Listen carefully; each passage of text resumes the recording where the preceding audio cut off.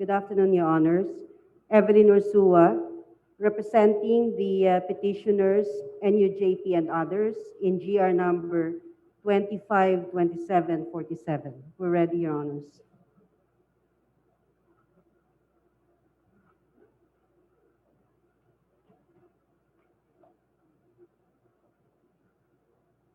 Your Honors, Ed Silagman, same appearance for the petitioners in GR number 252579.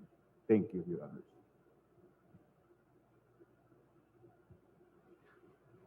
Magandang hapon po. Nery Colmenares for petitioner 252585, Your Honors. Thank you.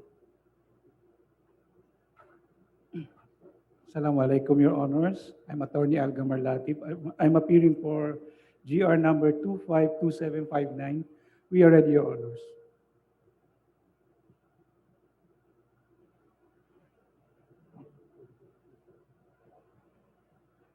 Good afternoon, Your Honors. Respectfully appearing as counsel for the respondents, Assistant Solicitor Generals Marisa de la Cruz Galandines,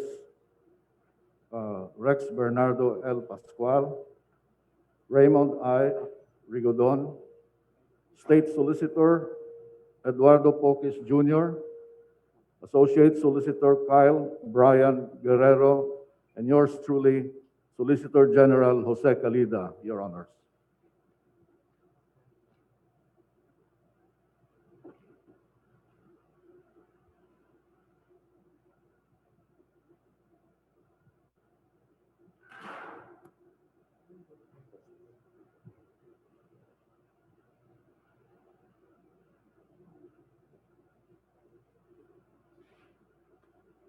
Respectfully appearing, Francis Ardalesa, amicus curiae.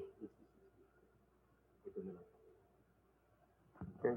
Your Honors, good afternoon. Respectfully appearing, Francis Ardalesa, amicus curiae. Thank you. This is the continuation of the interpellation by Justice Hadian. You may now proceed, Justice. Thank you, Mr. Chief Justice. May I now call on Professor Molo.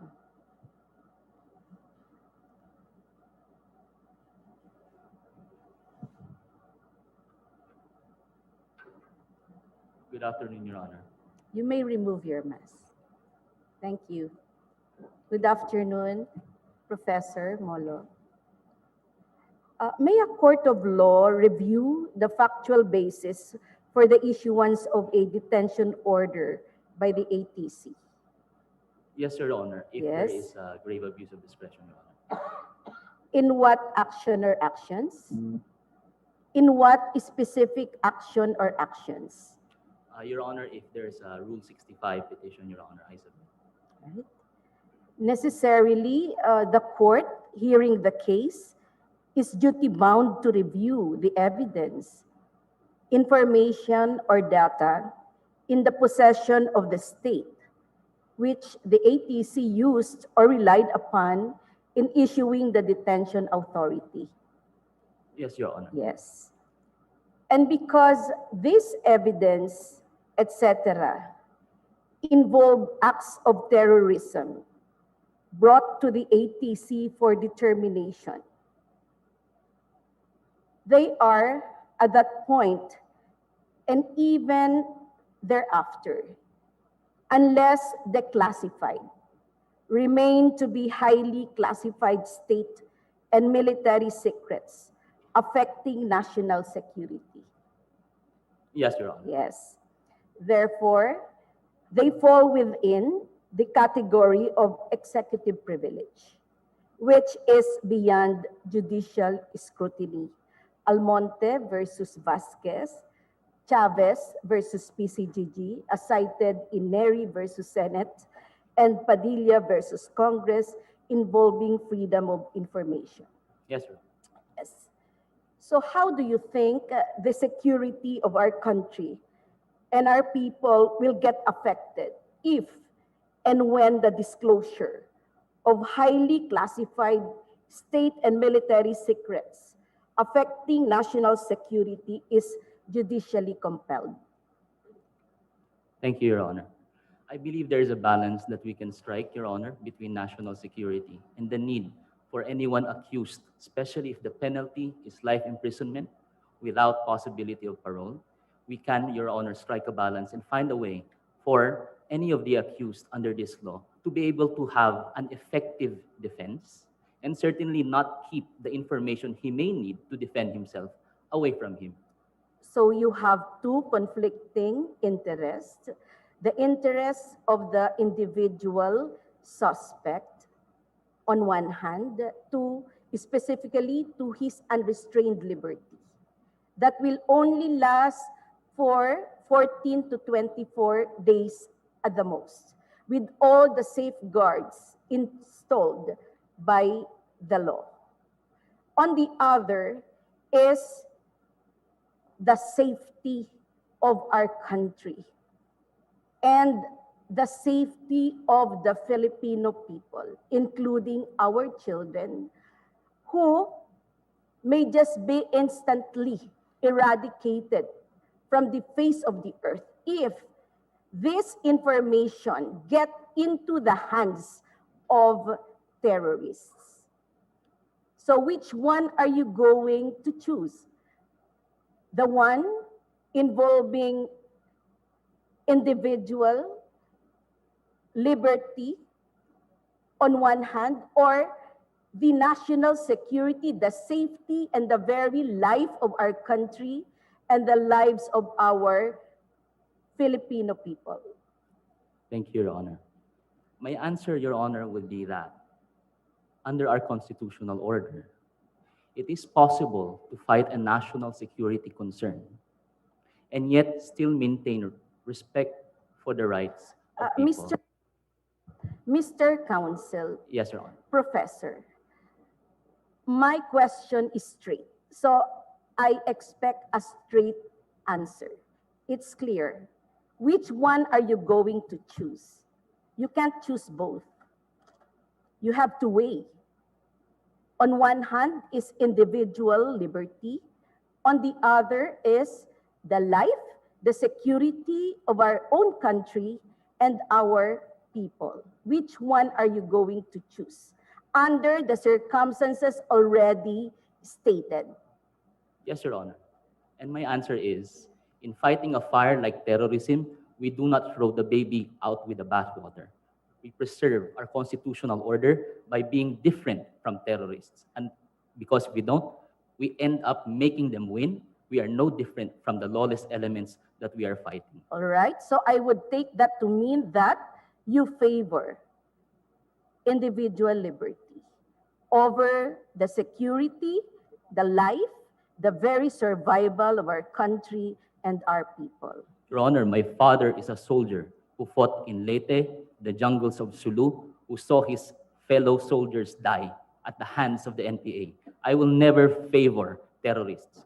But my father and my lolo, who was a police chief, who kept Bicol free from the NPA, also taught me, in waging a war, we cannot afford to lose the hearts and minds of our people. We cannot afford to lose our constitutional values. All right, very well said, but it does not change the clear choice that you have made. And actually, I will agree with you fully if you will change your answer. All right, so let us go to the composition of the ATC. 8 of these members are alter egos of the president. Yes, Your Honor. Okay? At least 3 of them are members of the bar who have been known in the legal profession to be learned in the law, even before they joined the government service. We cannot undermine their expertise in the field of law, nor the expertise of the other members in finance, national defense, governance, information and communication technology, and money laundering. Would you agree, Professor? Yes, Your Honor. Yes. Do you think ATC will act justly and fairly on every application for detention authority filed before it? Under the presumption of regularity, Your Honor, yes. Very well.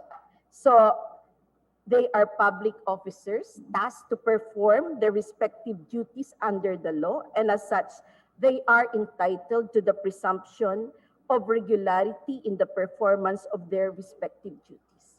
Yes, Your Honor. So I would take that to mean that you respect and Oh, yes, Your Honor. expect the ATC to properly discharge its functions Yes, Your in Honor. processing the applications for detention authority. I hope so, Your Honor. Very I certainly respect it. All right. There being only one ATC to process all the applications for detention authority, the probability that it will hand down conflicting decisions involving the same facts or circumstances is nil. Don't you think so? I believe so, Your Honor. Yes, very well. So, would you also agree that the creation and involvement of the ATC in the filtering, evaluation, and resolution of applications for detention authority is also an effective means to protect innocent people against possible abuses of unscrupulous law enforcers or military officers? I certainly hope so, Your Yes, Honor. very well. Why does the law require that every detention authority issued by the ATC be promptly reported to the judge of the court nearest the place of apprehension and the Commission on Human Rights? To inform them, Your Honor. Not only to inform them, but for accountability, for transparency, and close monitoring to ensure that the human rights of detained suspects are safeguarded. Okay. In resolving an application for authority to detain, can the ATC deny it? Yes, Your Honor. Yes. Can the ATC approve it? Yes, Your Honor. Can the ATC defer? Yes, Your Honor. Yes? In other words, the mere filing of an application for detention authority does not automatically mean it will be granted. Yes, Your Honor. Yes. In case of an application to extend the period of detention from 14 days to another 10 days, does the law impose any requirements? Yes, Your Honor. What are they, Professor? One of them would be, Your Honor, that there is a statement that it is necessary to secure the evidence, Your Honor. That is one. Yes, Your What is the second? Honor. I forgot the second one, Your Honor. Sorry. There are only three. Yes. All Yes, Your right. Honor. Unfortunately, I cannot recall the second and third one. Yes.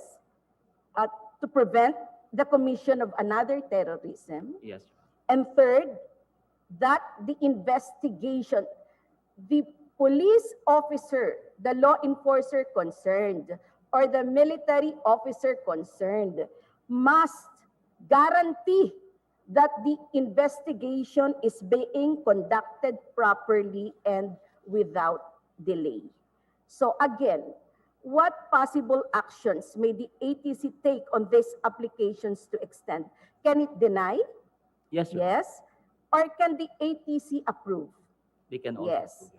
Now let's go to wiretapping. You have an objection. Well, I believe wiretapping is covered by my co-counsel, Your Honor, but I can try to. Yes, please do. Yes, I Your think you can try your best. Yes, Your Honor. All right. Because I haven't had enough of you yet. All right. Right, Your Honor. I'll do my best, Your Honor. Yes. I think it is your clients who said this, that the position that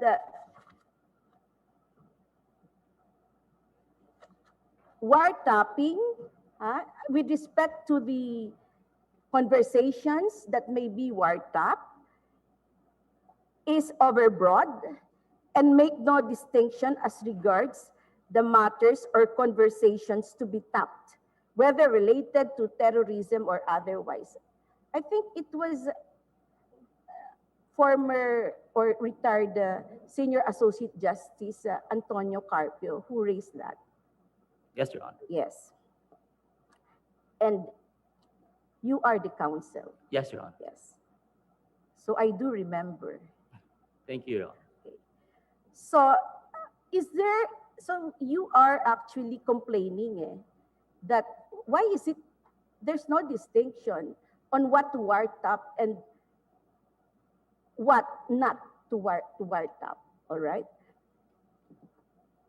In reality, is there anyone wiretapping expert who can foretell that on the exact given time, place, and date, the party subject of wiretapping will definitely talk about terrorism and nothing else on the phone? No, Your Honor. No one can predict what will happen in the future. Yes. So it is not correct to say Well, that Your Honor, I believe in wiretapping you can discriminate as regards the time, the place, or the date when the people concerned will talk about terrorism. All right? So is the prohibition against wiretapping absolute? No, Your Honor. Okay. What does the law say?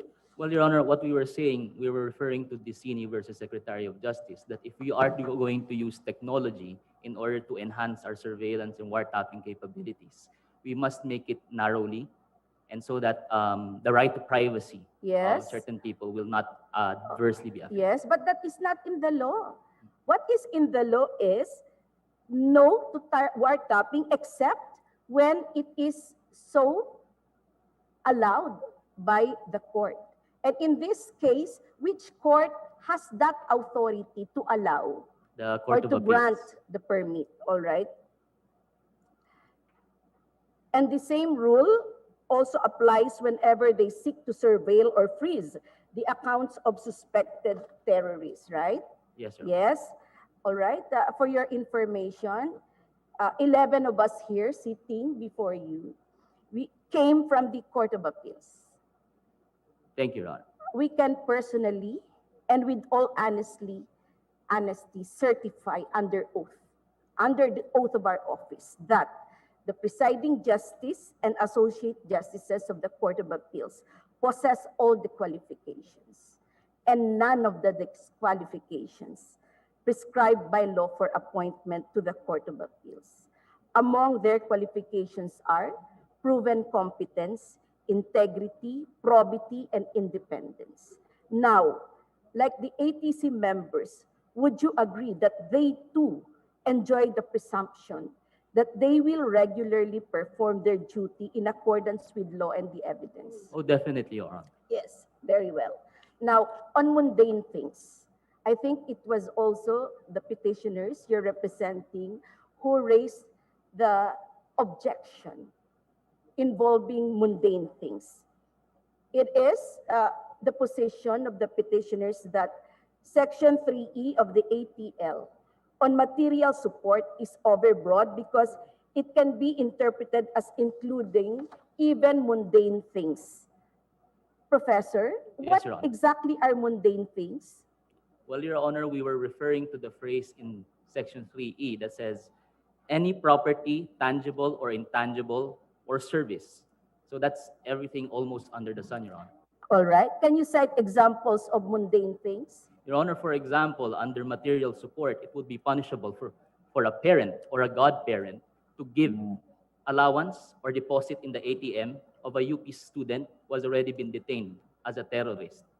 That would be material support kasi nag-deposit ka sa ATM. Alam mo namang aktivista yung apo mo. All right. It depends on the evidence. But that's what the law says, Your Honor. Material support is intended to commit terrorism. Now, please tell me which of the things I will mention is mundane. Oh, All yes, right? Your Honor. A roll of tissue, Yes, Your a Honor. pair of boxer shorts. Yes, Your Honor. Yes, mundane. The iconic isaw of UP, Yes, Your Honor. mundane. Yes, Your Honor. I will be very sad. Oh, well, it's very special, Your Honor. Yes, all It's right. only available there. Professor, I really respect your opinion and you have my full support on that. All right. Thank you, Your Honor. But may I ask, Yes, Your Honor. if A manufactures rolls of tissue paper, which he sprays with poison, and distributes them to supermarkets to instantly kill people who buy and use them in their respective washrooms, bedrooms, or even offices or kitchens, will these things be still mundane in our eyes? No more, Your All Honor. right. If A owns a poultry and distributes the innards of the chicken sprayed with poison to the isaw vendors in UP, precisely for the purpose of killing the isaw fanatics and mass like me, all right, will the isaw still be mundane in our eyes? No more, Your All Honor. right. So would you agree that the more mundane things or objects seem to be, the more likely they will be used as mediums for terrorism, like the slaughter of innocent people? Yes, Your Honor. Yes. The reason is simple. Would you like to cite the reason, or I'll cite it for you? I would defer to Your Honor. All right. Very good. Thank you. Okay. People in general tend to be unmindful and unsuspecting of the so-called mundane things or objects. We tend to take them for granted, but because we think they are harmless and innocent. But these things are precisely what terrorists are looking for. Yes, Your Honor. So, Professor, for my last question, I will tell you a story about Captain Ree. Oh, yes, I know him, Your Honor. Really? Captain Ree, Your Honor. Yes. Yes. An officer of the Armed Forces of the Philippines. Do you know him? Oh, no, I thought a different Captain Ree, Your Honor. With posting at Metro Manila. Oh, All right. a different Captain Ree. Today, he receives a call from an anonymous person informing him that an hour from now, 5 identified hospitals for children in different parts of the country will be blown up by 2 bombs planted in each of these hospitals. The one person who will detonate these bombs all at the same time, an hour from now, is an IT genius staying at a residential house on Raven Street inside the Blue Valley Executive Village in Cainta, Metro Manila. All he or she needs to do is touch something on his or her cell phone to cause the deadly explosion. At this very moment, that person is staying put in that residential house to synchronize his or her actions with his or her co-conspirators at the exact appointed time. My question, what do you think Captain Ree should do after receiving the information from the anonymous caller? But certainly, Your Honor, he should exhaust what is available under the ATA to stop the terrorist act from happening. So will you tell us specifically what remedies he ought to exhaust if you were Captain Ree? I would go to the venue that was conveyed to me, Your Honor. Alone? No, Your Honor. I would bring other people, other armed elements with me, with the Then law what will enforcement you do unit, Your there? Honor. And we will, of course, You Your will Honor, go to all 5? All at the same time? well, depending on the resources available, but I understand the difficulty being faced by the Honorable Justice, Your Honor. Yes, it's really difficult. Yes, Your Honor. So on the ground, Captain Ree has to make a decision, a Yes, quick Your Honor. one, and based on what he thinks is the best remedy. All right? Yes, Your Honor. Oh, can I tell you what I will do if I were in his place? Of course, Your Honor. Yes. So I will immediately summon my people to evacuate all the children and everyone inside the hospital. At the same time, I will summon bomb experts to defuse the bombs right off. I will also dispatch my people to secure all the houses situated on Raven Street, restrain them, and confiscate their cell phones and other gadgets. Then I will apply for a detention authority. Since I cannot yet determine who among these people is the IT genius assigned to detonate the bombs, I will need time to investigate. Meantime, I cannot take the risk of releasing any one of them until I shall have on hand sufficient information or data to identify with specificity who is the IT genius and his or her conspirators. So I also need time to look for that anonymous caller and convince him or her to come forward as a witness. So that would be my actions under the circumstances if I were Captain Lee. Do you think my actions are correct? Your Honor, they're more than correct. They're Very actually very good. proactive So and it would save excellent. a lot of lives. All right. So in closing, Professor, allow me to say this. Unlike the fictional character of Captain Lee, you and the rest of your team are true-to-life patriots.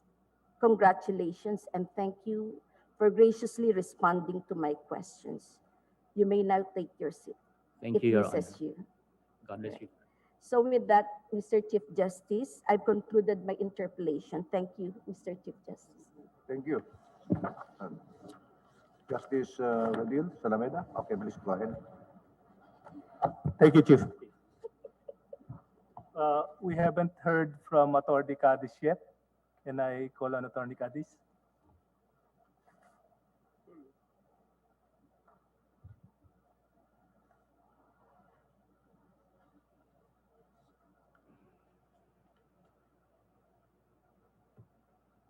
Good afternoon, sir. Good afternoon, Justice.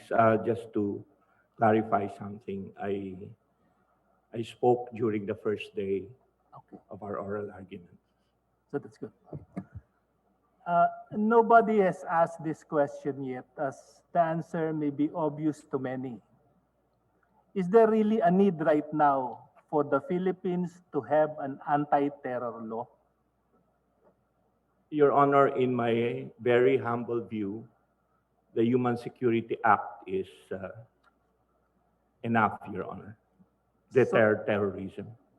So you are Your saying... Honor, Okay. if I may clarify. Please continue. What is really lacking is good police work and good intelligence work. I think these are sorely lacking in our jurisdiction. So your position, counsel, is that for the total scrapping of the ATA? Your Honor, my view and the view of the rest of the petitioners is that the anti-terror law is void ab initio, Your Honor. Okay. Between 2001 and 2018, at least 140 governments have already adopted counter-terrorism legislation. Do you agree that because of the continuous threat of international and domestic terrorism, it is better to have an anti-terror law than nothing at all? Counsel. Your Honor, I agree with you that many countries have adopted their anti-terror laws.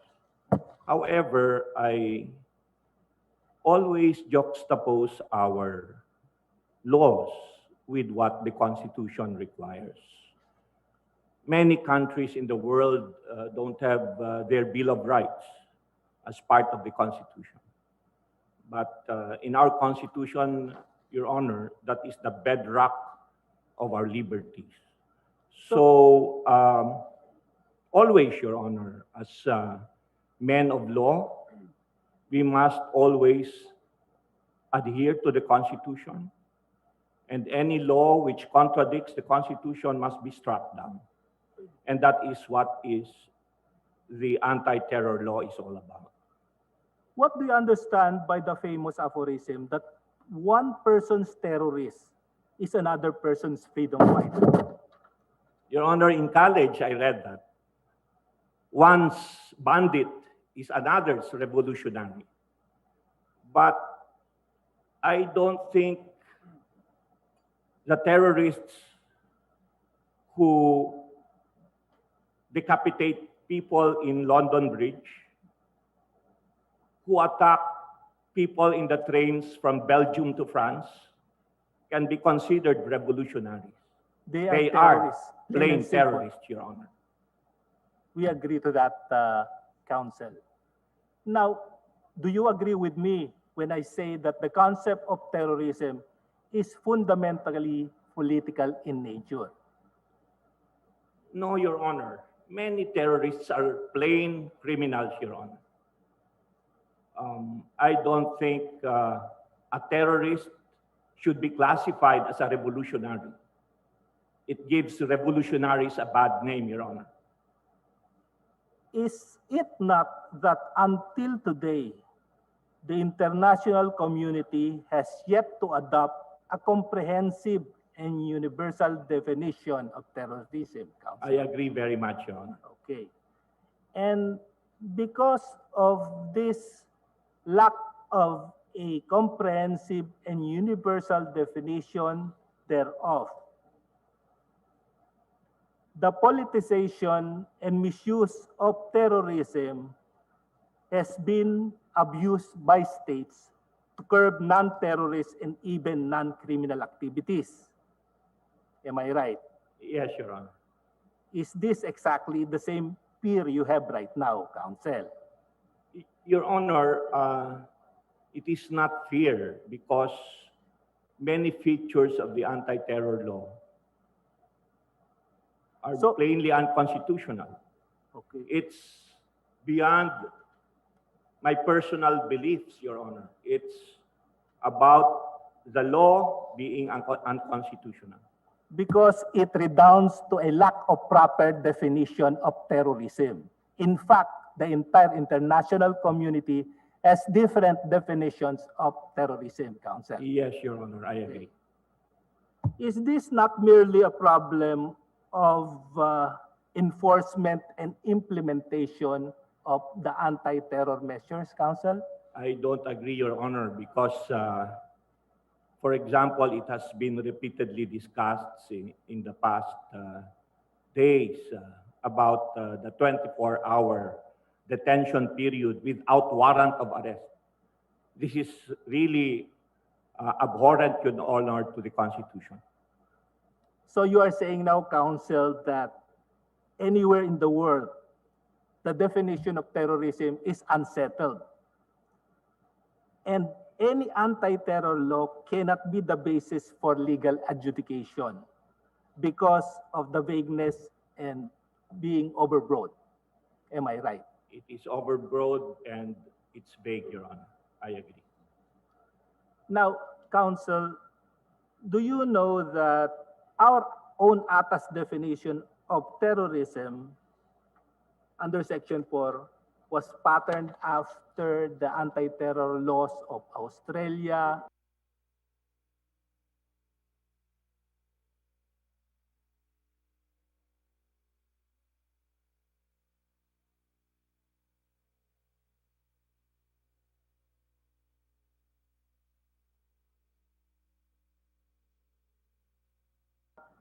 Malaysia, Thailand, and Sri Lanka. That's according to the sponsor of the law, Senator Panfilo Lacson. Yes, Your Honor. But Okay. precisely, Your Honor, if you look at the constitutions of these countries, they don't have their Bill of Rights, Your Honor. Do you also know that there are no substantial differences with our definition and the definition of terrorism in the anti-terror laws of United Kingdom, United States, Canada, and even Russia? Do you know Yes, that? Your Honor. You agree? Of all the anti-terror measures in the world you have come across with, what do you think is the most ideal anti-terror law of any country, Counsel? That is a very difficult question. Any to wild answer. guess? But, The US? Your Honor, it really depends on the setting of the anti-terror law. Okay. And I believe there is no comparison and there is no anti-terror law applicable to the country, Your Honor. do you know in every country that there is an anti-terror bill or an anti-terror law? All of those countries, all of those laws have been questioned in their respective jurisdictions for being vague and overbroad. Yes, Your Honor, and they have even been brought to the United Nations, Your Honor. Okay.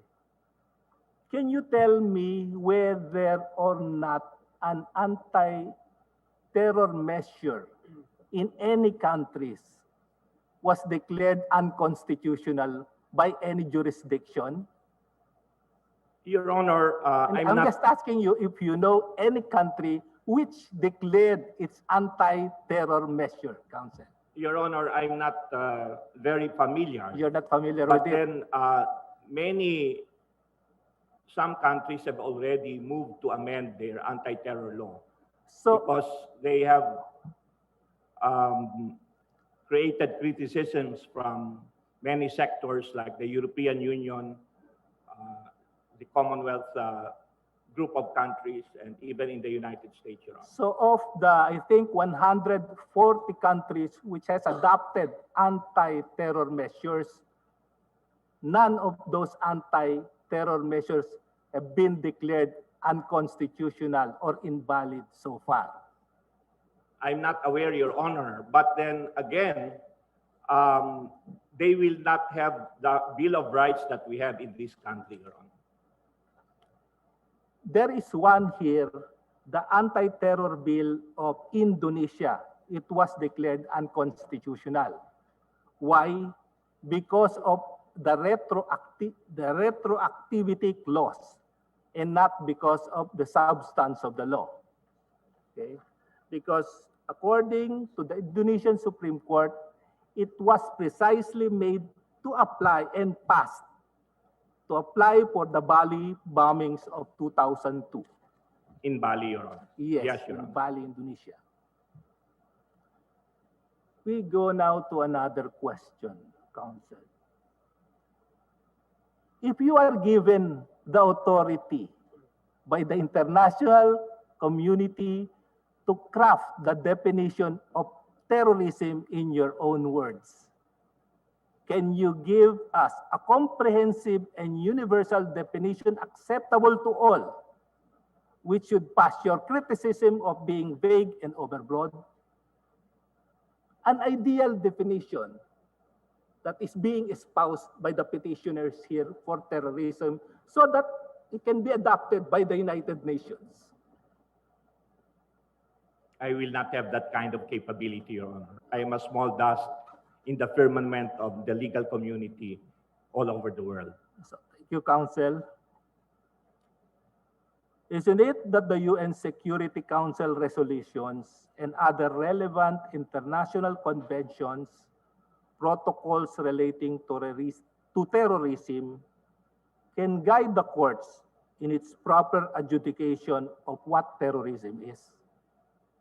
They Your are Honor, guidelines for the definition of the court in what terrorism is. Your Honor, I believe in international law. It may not have the enforcement capability, but the will of and the opinion of civilized nations in the world are very, very persuasive. So this is precisely the ruling of the Supreme Court of Canada in Suresh versus Canada, a 2002 decision where the Supreme Court of Canada ruled that the term terrorism is not inherently ambiguous, even if the full meaning must be determined on an incremental basis as the concept is continuously evolving. Do you agree to that? Yes, Your Honor.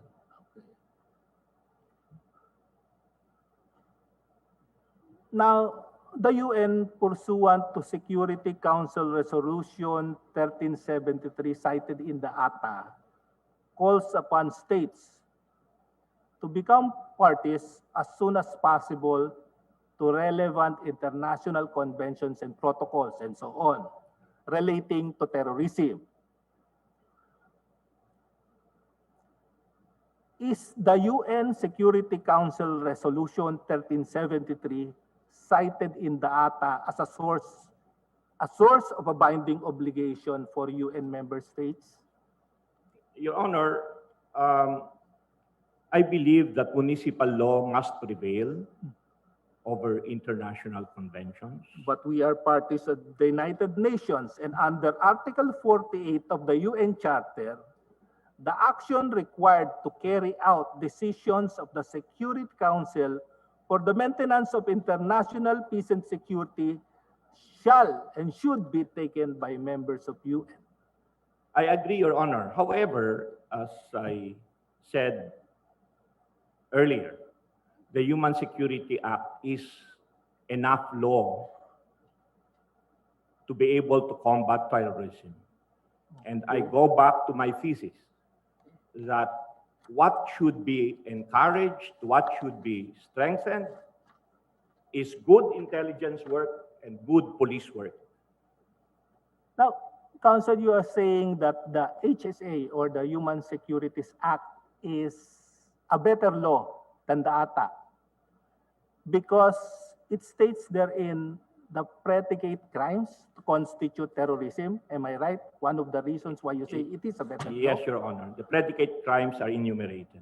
But would this not restrict the prosecution and deterrence of terrorism if you state the predicate crimes? I don't believe so, Your Honor.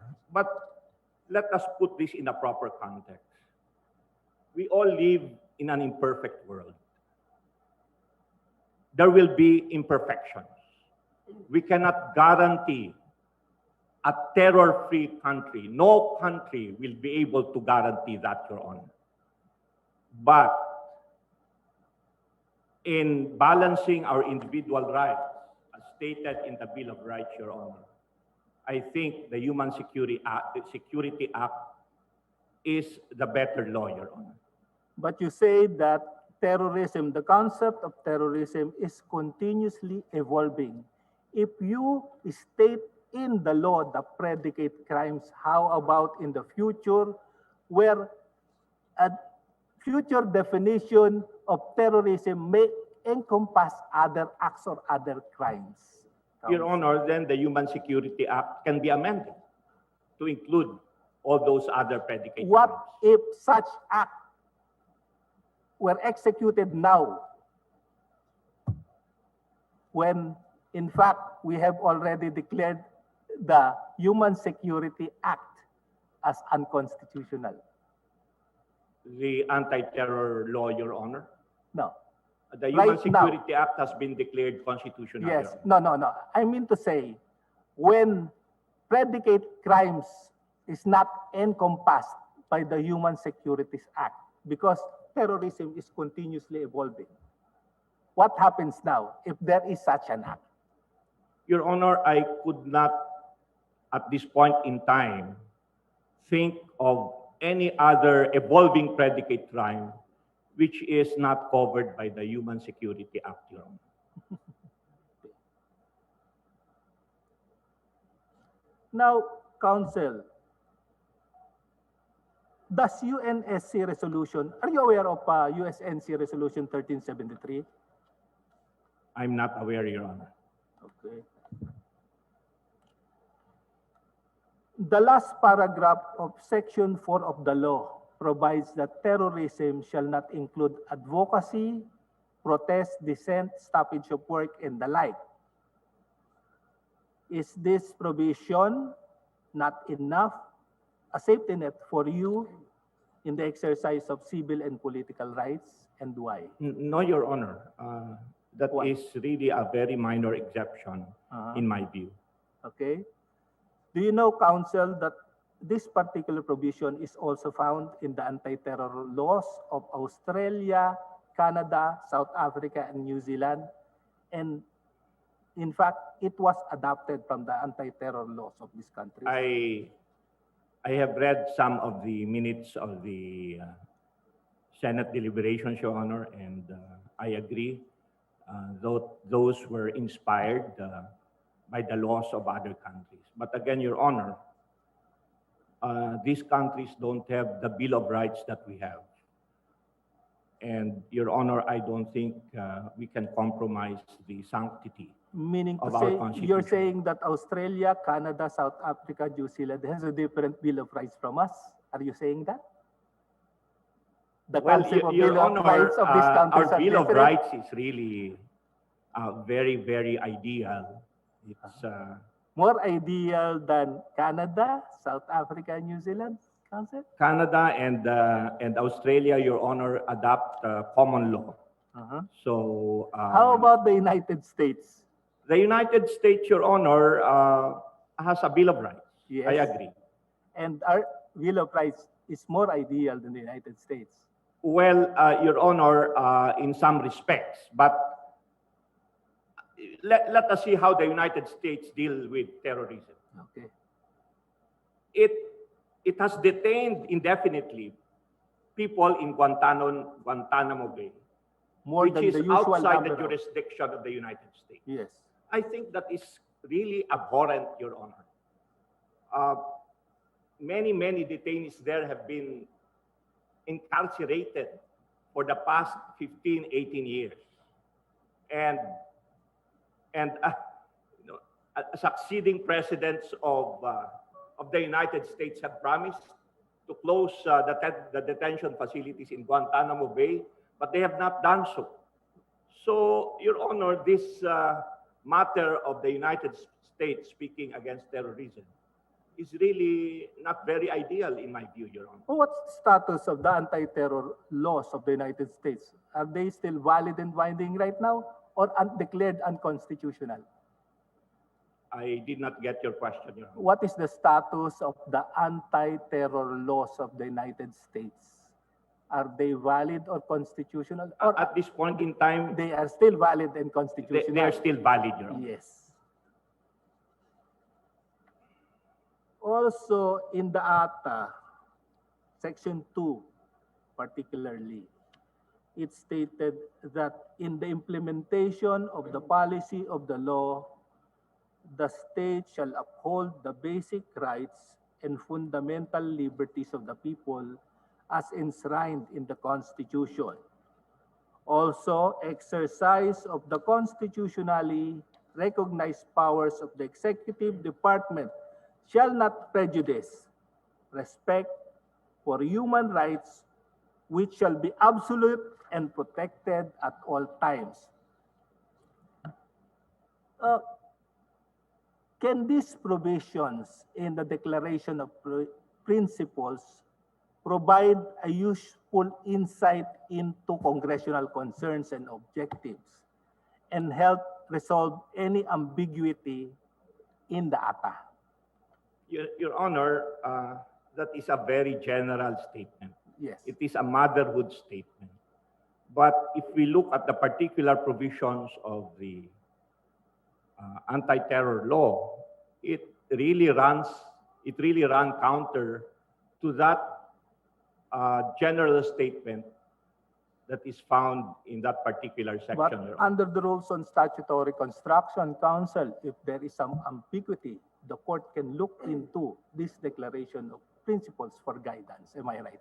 I agree, Your Honor. But why do we have to have an ambiguity, Your Honor, when we can be very clear about our position? Because petitioners are saying that there are ambiguous provisions in the law, and in fact, the definition of terrorism is ambiguous and overbroad according to the petitioner. I agree, Your Honor. Okay. You know of Inquite offenses or Inquite crimes? Yes, Your Honor, but I don't think that is a matter that has been adopted in the country. Because,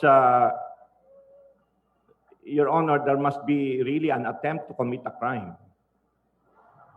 The intent is hard to discern, Your Honor. Meaning to say that conspiracy to commit a crime is not punishable here? Your Honor, there must be overt acts. Proposal to commit a crime is not punishable here? Unless there are overt acts, Your Honor. Under the dangerous drugs law, under the comprehensive dangerous drugs law, these are Inquite crimes, but these are punishable. I'm Do you know not that? familiar with The Comprehensive Dangerous Drugs Law. the drugs law, Your Honor. So can inquite crimes be penalized? Your Honor, I don't believe that it can be penalized in our jurisdiction. You have gone I over submit. the ATA, and there are inquite offenses under the ATA. Am I right? Your Honor, the ATA always speaks about intent. So But the intent is just determined by the Anti-Terrorism Council. I just want to enumerate the inquite offenses under the ATA for your information. Now, Section 6, planning, training, preparing, facilitating the commission of terrorism is one. Section 7, conspiracy to commit terrorism. Section 8, proposal to commit terrorism. Section 9, inciting to commit terrorism. Section 10, recruitment and membership in a terrorist organization. Section 12, providing material support to terrorists. And 14, accessory to terrorism. Now, do you know the reason for the inclusion of these inquite offenses in the ATA? Counsel, Yes, Your Honor. what is the reason for the inclusion of these inquite offenses in the ATA? Your Honor, I believe that it is simply to give a broader discretion to the Anti-Terrorism Council. No, it is in deference to the requirements of United Nations Security Council Resolution 1373 and the other United Nations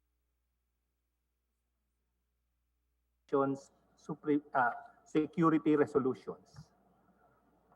Now, can you give me the reason why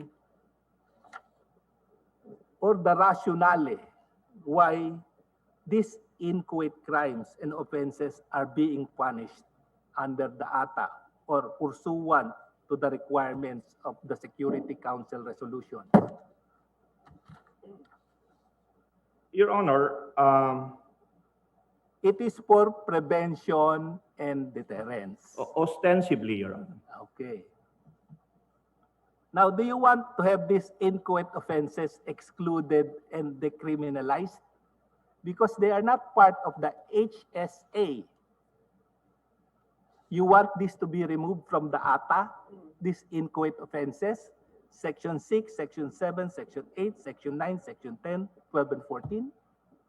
Your Honor, I believe that there must be overt acts before one can be punished or one can be Meaning to say prosecuted. that us will have to wait for some overt acts before we act to arrest a person who is committing or who is conspiring to commit terrorism, who is proposing to commit terrorism, who is inciting to commit terrorism, among others. We have to wait for an overt act that there exists already an act of terror. Your Honor, I disagree with that premise, Your Honor. So Your please Honor, as I said, with good intelligence work and with good police work, we can be able to prevent these things from happening. So the matter really is with implementation. The problem is execution and implementation. You need not declare the law unconstitutional if it's a problem merely of execution and implementation. Am I right? No, Your Counsel? Honor, it is not a problem of execution and implementation. It is a clash between this law and the Constitution. Thank you, Counsel. Thank you very much. Can I, you may take your seat. Thank you. Salamat po. Can I ask either congressman about Section 29 of data? This is just a follow-up on the questions of the Chief Justice last time. Kahit sino. Congressman Langban?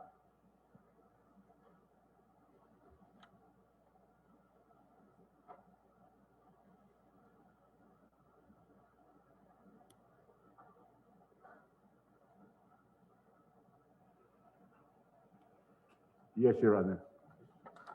Thank you, sir. Good afternoon. This Section 29 of the ATA, sir, on the preventive detention of a suspected terrorist, is this not merely an exercise of the plenary legislative power of Congress, creating an exception to Article 125 of the revised? No, Your Honor. It's an abuse of discretion of the Congress because that would authorize an executive agency like the Anti-Terrorism Council to issue a warrant of arrest. No, Because an authority to detain assumes that it is also a warrant to arrest. I'm sorry, Counsel. I'm just referring to the extension of Article 125, the extension given by Congress. Is this not a legislative prerogative? Yes, Your Honor, it is a legislative prerogative because we do not enact unrepealable laws or laws which could not be amended. But a law can only be amended if the amendatory law is constitutional. Okay. I would submit, Your Honor, that Section 29 is grossly unconstitutional because it violates Section 2 of Article 3 of the Constitution, which requires judicial warrant of arrest based on probable cause to be determined personally by a judge, not by an executive agency. Congressman, can we consider this legislation a policy determination of the Congress, considering the unique nature, complexities, and repercussions of the crime of terrorism, which this court cannot intrude into in the absence of grave abuse of discretion? Your Honor, policy determination is vested in Congress, but policy determination is circumscribed by the Constitution. And I would submit, Your Honor, that if a policy consideration of Congress, like Section 29, is an affront to the Constitution, then this honorable court can exercise judicial review. What particular provision in the Constitution is violated by this extension of time as provided for in Section 29? There are a number of provisions, aside from the fact that no warrant of arrest shall issue without probable cause to be determined by the judge. This provision should also violate presumption of innocence, the right to bail, to citizenly file bail, the right against torture, because this extended and prolonged detention would be inimical to the presumption of innocence, to the right to file bail, and also the right against torture. Now, Counsel, one of the petitioners here stated that this Section 29 violates in particular Section 18, Article 7 of the 1987 Constitution. Do you agree with that? Well, let me just refresh my memory about Section During the 18. suspension, I would like to refresh you. Yes, During the suspension of the Yes. privilege of the writ, any person thus arrested or detained shall be judicially charged within 3 days. Otherwise, Yes, Your they shall Honor. be released. I now recall that Section 18 of Article 8 of the Constitution. And under that provision, once the privilege of the writ of habeas corpus is suspended, no person shall be detained for more than 3 days without being referred to the judicial authority. Otherwise, he should be released. And I would submit, Your Honor, that this would apply to all crimes, not only with respect to rebellion or acts relative to invasion. Now, under Section 29 of the ATA, is the privilege of the writ of habeas corpus suspended? Effectively, Your Honor, that is not suspended Your Not Honor, but suspended. effectively the right to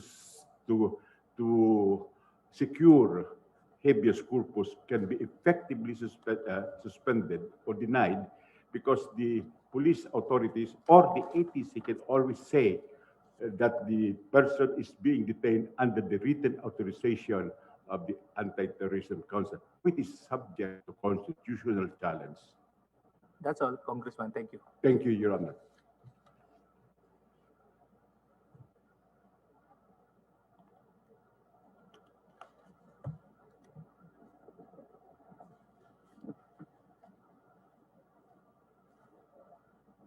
You're through? You're through?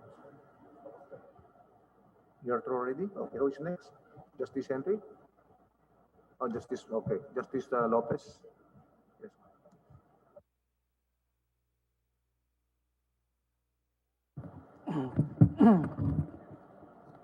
Thank you very much, Chief.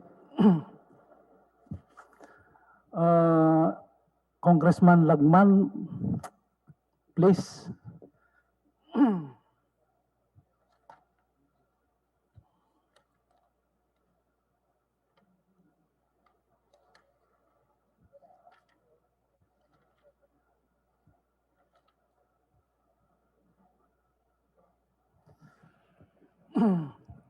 Just, Good afternoon, just, Your Honor. just a few questions, Congressman. Pwede po ba hong Tagalogin na lang? Yes, Your Honor. Ito'y itinatanong sa akin nung pang nag-umpisa tayo ng oral arguments. Ang sabi nila, bakit si Congressman Lagman dumudulog sa Supreme Court, nasa Korte Suprema, samantalang ang batas na kanilang pinapawalang bisa ay kanilang ipinasa, pinagbotohan, nagdebatehan, at ang mayorya ay nanalo upang ipasa ang batas. Ngayon po, ang tanong ng ating mga kababayan, bakit ngayon nandirito si Congressman Lagman upang ipawalang bisa ang ating batas na kanilang pinagbotohan? Unang-una po, kahit na pinasa ng mayoriya ang batas nito, ay hindi gusto sabihin na ito ay walang kakulangan at hindi ito labag sa saligang batas. Sapagkat yung mayoriya ay hindi tama all the time. At ako naman po, bilang isang independent opposition, ay noon pa ay hindi sang-ayon sa batas na to. At ako po ay nagbigay ng aking reservation na mag-i-interpellate doon sa mga sponsors. Ang sabi sa akin, pangatlo ako sa listahan. Ngunit natapos na lang po ang botohan, ay hindi po ako tinawag. Kaya nung ako ay nagboto ng negative vote, sinabi ko sa liderato ng mababang kapulungan, bakit explain ninyo bakit ako hindi nyo tinawag? Sapagkat ako ay hindi sang-ayon sa panukalang batas na ito. At gusto ko pong sabihin, Mr. Justice, na itong bill ng mababang kapulungan ay pinalitan, ginawang copycat ng bill sa Senado. Kaya ang nangyari po, wala nang tinatawag na bicameral conference committee sapagkat wala nang pagkakaiba yung Senado at yung version ng mababang kapulungan. Ano po, ako palagay ko na lang ang huling nasa Kongreso na miyembro ng bicameral conference committee nang sinabatas itong Human Security Act. Bakit po marami dyan na safety provisions, talagang protektado ang civil liberties sapagkat doon po nagkameron ng bicameral conference committee at marami po kami dyan na ginawang amendments upang makasama sa Human Security Act so that we can protect the people's right. Salamat po, mahal na Congressman. Pero meron po naman kayong internal rules para suriin kung mayroong mga paglabag sa inyong mga internal rules, ay meron ding mekanismo upang ito ituwid. At pangalawa po, nandito po kayo sa aming hukuman upang balangkasin ang constitutionality ng ating terorismo batas. Hindi po kayo nandito upang questionin yung paglabag ng Kongreso sa inyong rules of procedure. Kaya po, ang tinatanong ng ating kababayan, hindi po ba labag sa konstitusyon na kayo ay nagsubmite ng inyong mga proposal, kayo ay nagbotohan, hindi po ba labag sa separation of powers na kami ngayon ay dumudulog sa inyo at ngayon there is an extension of your objection to the law before us? Marami na pong kaso na nanggaling sa Korte Suprema na ang mga legislators ay binigyan ng personality para nga mag-file ng petition dito sa Supreme Court laban sa mga batas na sinasabi nila ay unconstitutional. Yan po ay karapatan ng isang legislador. Ito po ay susog lamang sa bagong power ng Supreme Court dun sa judicial review. Na nakasaad doon Sandali lang pwedeng... po, Congressman. Kasi po, kayo na po ay yung mayorya po ang nanalo. Sa ating konstitusyon, majority rules. Ngayon, nandirito po tayo upang balangkasin ulit ang batas na inyong pinasa. So, hindi po maintindihan yon ng ating mga kababayan. Na meron po tayong mga kaso at pinag-aralan ko at nakita ko na ang mga kaso na yon, what is involved is your participation. It is not the constitutionality or validity of the law which is the subject matter of the case brought before us by the legislators. Alam mo po, Mr. Justice, kung kayo po ay nasa mababang kapulungan ngayon, maintindihan po ninyo kung gaano kagarapal ang supermajority at hindi na nabibigyan ng boses ang minority. Kaya po, kami po dumudulog dito sa Korte Suprema parang ayusin ang sistemang yan at upang i-invoke an expanded judicial power of review ng Korte Suprema. Kasi po, narinig ko si Professor Molo, binabanggit yung Baker versus Carr. Eh baka naman itong mga sinasabi ninyo ay political issue na, purely political issue which the court cannot address. Hindi po. Hindi po. Okay po, salamat po. I already mentioned my point. Pumunta na po tayo sa susunod. Na meron po lang gustong sabihin. Sige po. Hindi po political issue ang aming dinudulong dito sa Korte Suprema. Ito ay constitutional issue. Ito po ay paglabag sa ating saligang batas, particularly the constitutional rights provided for under the Bill of Rights. Hindi ito political, ito po ay justiciable and judicial. Okay, salamat po. At sana maunawaan ng ating kababayan ang dahilan bakit kayo ngayon ay nandirito. Pangalawa na lang po, and last point po ito. At the time you address this court, I heard you said that these constitutional rights are inflexible. Natandaan ko po yung word inflexible. Hindi ko po maalaala kung yun ang katagang sinabi ko. Yan po, Inflexible. sinulat ko po, inflexible. Baka po that will be reading out of context. Ang karapatan ng mga ito, ng mga tao, fundamental which is constitutional in character, are inflexible. Hindi ko po yata sinabi yan. Sapagkat alam ko po na ang mga karapatan nito ay hindi absolute. Okay. Ay pwede po ito bigyan ng reasonable limitation Okay. dun sa valid exercise of police Yes. power ng Estado. Okay. So I will follow that point, Congressman. Since these rights that are restricted by the ATL, anti-terrorism law, are flexible, meaning under one circumstance, it is not valid, but under another circumstance, it is valid. Tama po? Opo. Depende sa sitwasyon Depende sa sitwasyon. at depende sa provision ng At batas. depende sa provision na batas.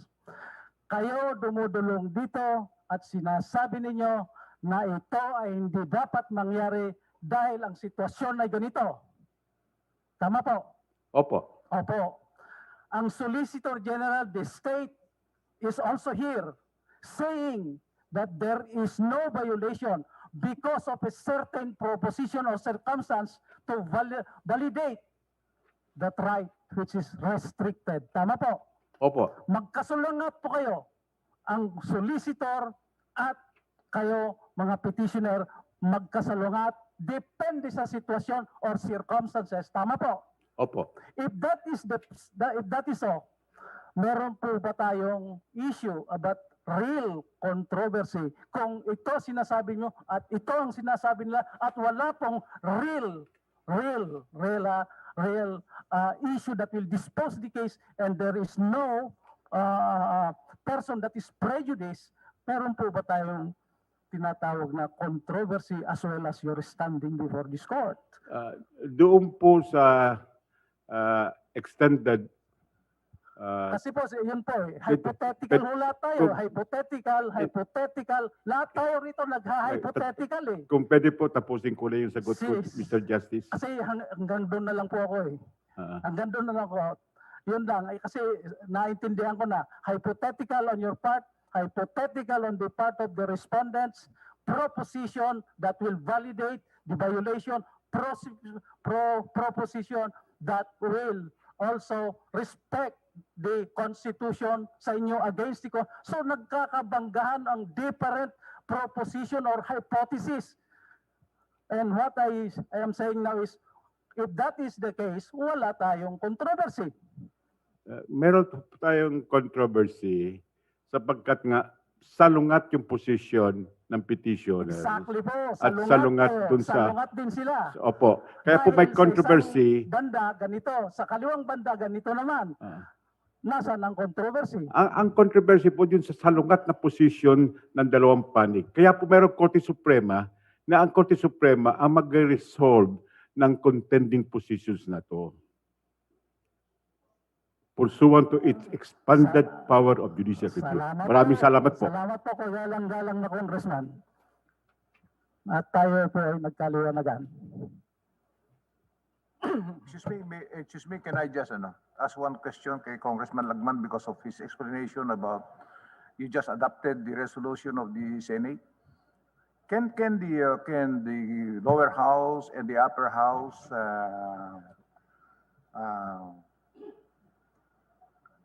agree that the bill will no longer go to a BICAM to a BICAM? So is there a rule? Is there a rule where the BICAM can be excused? Yes, Your Honor. Yeah. That is possible. That is allowed. That is possible, Your Honor. But we should look at the motive why Yeah, both but, houses yes. decided to have I'm copycat just bills. asking you the procedure because there may be a misconception that because according to you, the lower house just adopted without any deliberations, without any debate in the lower house. Meron pong Yeah, ganito po ang history. in this particular case or under your rule, if the lower house adopts in toto the Senate version, the version of the upper house, then it will no longer go to a BICAM because there's nothing more to debate in the BICAM because the lower house adopted in toto the version of the upper house. And this is what happened to this. Yes, Your Honor, Yeah. because And that has been done many times. This has been done Yeah, even in the so I passage think- of the abolition of death penalty. This has been done. Yeah, it has been done. So But we should look into the process why it was done. that's another thing. I'm just asking you about the procedure. Yes, If Your that if Honor. BICAM can be waived. And It- one it- of the instances is when the lower house adopts in toto the Senate version. So they do no longer go to a BICAM because there's nothing more to tackle in the BICAM because the lower house adopted in toto the version of the Senate. Yes, Your Honor. Thank There you. was a malevolent motive Yeah. in copying the version of Yeah, the Senate. thank you very much, Congressman. Thank you. Thank you, Your Honor. Thank you, Mr. Chief Justice. I am supposed to call on Dean Diokno, but he is not here, Dean Diokno. So who will take care questions that I will propound for the Dean? Oh, Professor Te, my good friend. Yeah. Sorry if I have to call on you and explain to us. Kasi, My pleasure, sir. Professor Te, one of the statements made, preliminary lang po ito, is that the anti-terrorism law is mala prohibita. I heard that from Dean Diokno. Do you agree, Professor Te? Thank you, Mr. Justice Lopez. Under our current system of classification of penal laws, Mr. Justice, there is a binary classification. One would be felonies or mala inse, as we know them, and the other would be special laws or malum prohibitum. Ang tanong lang ko ay Yes, po. kung yan nga ay malum prohibitum. Yes, Your Honor. May I be allowed to just... Hindi ako mag-explain Yes, sir. ako pagkatapos mong sabihin. Yes, Your I Honor. will be the one who will explain. Okay po. Under circumstances, yes, it would be malum prohibitum. Therefore, why is it malum prohibitum? There is the intent, the mens rea requirement under the revised penal code is not required. It is dispensed with. In fact, the revised penal code does not apply, Your Honor. So you are saying that since the terrorism law is a special law, then it is mala prohibita. Yes, Your Honor. Effectively, the law prohibits specific acts without requiring criminal intent. Only the intent to perform those acts, Your Honor. I understand, and already settled in our jurisprudence. A special law need not be a mala prohibita. A special law may also be mala in se. What differentiates a special law is the morality, the intent that is involved in the commission of the crime. Dungo versus People is one, which said that a special law may be mala prohibita and mala in se at the same time. In the same way as the revised penal code, may also be mala prohibita and at the same time mala in se. Hindi po ba, Professor? Yes, Your Honor, I do agree, except that may I just point out simply that under this particular law, especially Section 4, Your Honor, the formulation of Section 4 would make it more a mala prohibita because there are specific prohibitions, Your Honor. Despite the several provisions mentioning about intentions, you do not agree that it is mala in se? I do not, Your Honor. All right. There were several things that were mentioned by the Dean and which somewhat make me think about my criminal law. For instance, crime of intentions. Crime of intentions. Sandali, Kwan, sandali. Crime of intentions ang terror law. There are general provisions and are not specific. Another one coming from Attorney Colmenares, even crimes of tendency are being penalized, including preparatory acts. Meron pang sinabi, assembly by itself, as long as it is peaceful, there is no crime committed regardless of the intent. And then, kanina narinig ko rin kay Attorney Cadiz, the old terrorism law is better than the present terrorism law. Siguro po narinig nyo kanina, sang-ayon po kayo sa lahat ng mga bagay na yun na aking sinabi. Yes, I heard the statement, John. Yes, you heard this is it. Now, pasensya na, Professor, at kailangan ko lang i-clarify and I will go to the basic of criminal law. Pwede po ba? Yes, Your Honor. If we will look at the structure of a crime, as you will note, there is no specific definition of terrorism. Tama po, Professor? Wala po tayong specific definition. In fact, countries have a different approach as well as how to deal with terrorism. There is no accepted international consensus on terrorism, but we do have a specific definition under Section 4. Specific? No, I am referring to the definition that is being used by all the countries. There is no common definition. There is none, Your Honor. Yes, but there is a common structure of a crime. Structure of a crime which we refer to as the corpus delicti. Lahat po ng libro natin, speaking of a crime, corpus delicti consists of two elements. Tama po? Yun yung tinatawag nating actus reus and mens rea. Tama po? Yes, Your Honor. Wharton, a noted jurist, would consider the actus reus as the subjective element and the mens rea as the objective element. Tama po? Yes, Your Honor. So when these two elements are present, that would constitute a crime. Tama po? As defined, yes, Your Honor. Provided that there is a law penalizing that act. Nullum crimen, nulla pena, sine lege under Article 21 of the Revised Penal Code. Tama po? Pursuant to the principle of legality, yes, Your Honor. And this actus reus and mens rea came or rooted from the Latin maxim, actus non facit reum, nisi mens siti rea. Tama po?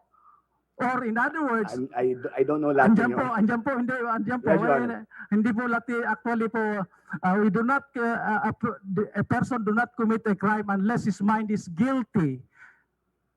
Yes, Your Honor. Yan. I will take your word for it, Your Honor. I don't know Latin. I know you know that. Ayaw mo lang aminin, Professor. Okay. So,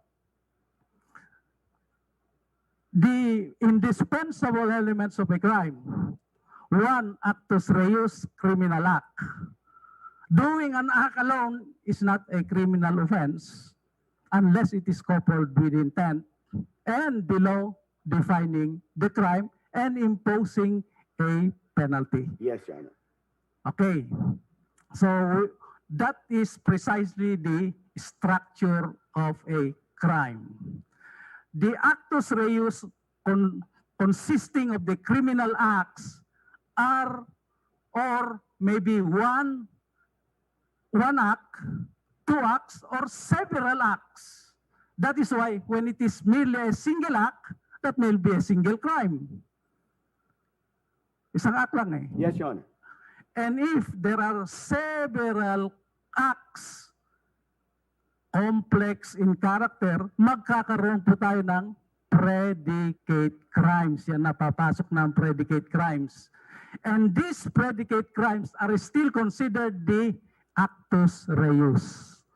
That predicate crimes solely may not be a crime unless it is coupled with the mens rea. Tama po. Yes, Your Honor. I will give a specific example for others to understand.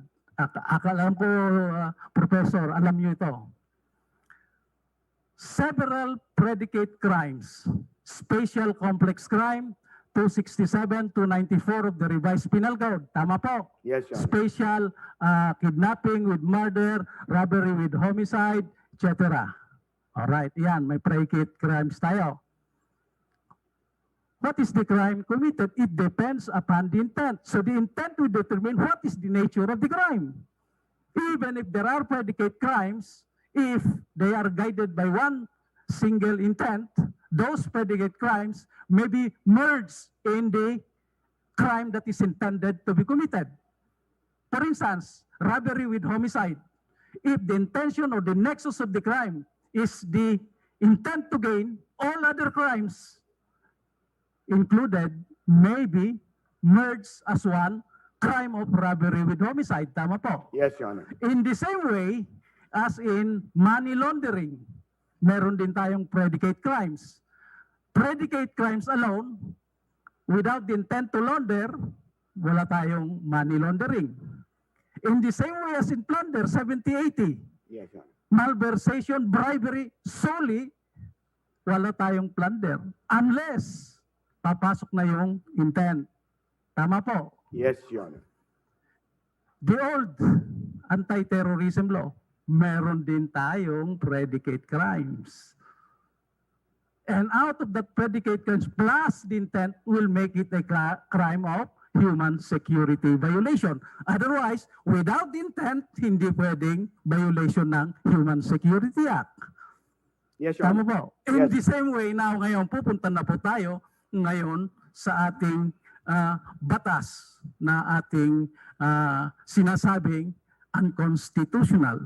So, you will agree with me, Professor, that structurally, we have a perfect structured criminal offense. Well, Your Honor, Structurally, the structure is standard, Your Honor. yes, Yes, Your Honor. standard, because as I started with saying that there is no specific or definition, fixed standard definition, but there is a fixed standard insofar as the structure is concerned involving the corpus delicti. Dapat po doon tayo mag-start. Yes, Your Honor. Okay. So, since structurally it is a perfect crime structurally. Now, I will borrow the exhibit of Attorney Diokno. Wala lang kasi si Attorney Diokno eh. Exhibit ni Attorney Diokno. Yan. Yan po yung kanyang exhibit. Terrorism under Section 4, Republic Act 11479. Binanggit niya yung first essential element. And to me, that first essential element is the actus reus. And the second essential element, which is now the intent that will constitute the crime of terrorism, is the second element. So that actus reus alone or mens rea alone will not be considered as acts of terrorism. Tama po? Yes, Your Honor. Yes, sir. Ngayon, acts intended to cause death or serious bodily injury to any person or endangers a person's life. Very general, sabi ni Attorney Diokno. It is not specific. It does not even refer to the revised penal code. Tama po? Yes, Your Honor. Narinig nyo? Yes, Your Honor. Question, is the legislature precluded or prohibited from enacting a criminal offense which is generally worded. No, no, it is not. It But it is not. cannot. But it cannot provide for crimes that are overbroad, Your Honor. Generally Which worded, it is in this case. and it will be considered as a crime when there is a specific mens rea. Yes, Your Honor. Yes, There's an Your intent, Honor. a criminal intent or a general intent. Salamat, nagkakaintindihan tayo, Professor. Now, there is no prohibition to generally worded provision of criminal law. Well, Your Honor, I don't think it would be accurate, with due respect, to say there is no prohibition because overbread, no, Your Honor, overbread is a limitation. Wag muna tayo sa interpretation. Tignan na lang natin yan dahil yan naman po ang ating issue. Look at the first. I already read it. Yes, Your Acts Honor. intended to cause death or seriously bodily injury to any person or endangers a person's life. General in character. I agree. It is general, Your Honor. Correct. Do we need to specify those crimes that were mentioned? Yes, Your Honor. So, under the old law, acts that cause or intended death, iisa ang aking nakita doon. 9379, yung Act 9379, yung old Human Security Act, 9372. Look, only single crime that involves bodily injury. What is that? Murder. 248, Your Honor. Murder under 248. Question, Mr. Professor. Supposing it is homicide, supposing it is parricide, supposing it is infanticide, supposing it is plain and simple physical injury, it will not be included as a crime of terrorism because it is not murder, correct? Yes, Your Honor. You But will now limit that was this- the intent, Your Honor, of Congress when they passed it. You will now limit the discretion of the Congress to define what a crime is. Well, may I answer your question regarding Yes. murder in the Human Security Murder Act? lang nandun. Yes, Your nakita Honor. mo. Yes, Your Honor. Again, under the Human Security Act, it only specifies murder. Yes. 248 as a felony involving bodily injury. Your Honor. Yes. And yes, I do agree there are felonies against persons that are not included. Yes. Homicide, for example, parricide, Yes. infanticide. Your Honor. Yes. But again, Your Honor, in the same way that Congress is free to legislate generally, Congress specifically in its collective understanding, even wisdom, Your Honor, limited it to murder. Now, if, for example, Your Honor, they do decide at some later point in time that they may want to include, Your Honor, homicide, they may want to include other acts that would involve the taking of life, Your Honor, then they can amend, Your Honor. Professor Tay, you are aware how fast technology is. You're aware of so many crimes that changes every day. Yes, Your Honor, I do. Can agree. we legislate every day? To meet Sorry, Your Honor. can we legislate every day as fast as the development of a crime? Well, Your Honor, in the same way, Your Honor, the general principle of legality of penal law does not allow us to legislate every day, Your Honor. There needs to What be I am a saying law here- that prescribes the offense. What I'm saying here, Professor, the legislature should be given the leeway, the discretion to anticipate crimes to be committed in the future. Well, Otherwise, we will be left behind. For instance, itong terrorism na lang. Noong una, wala naman tayong tinatawag na bioterrorism, walang tinatawag na cyber terrorism, walang financing terrorism. How can we meet the development of this different form of terrorism if we will not couch our penal laws in that kind of generality?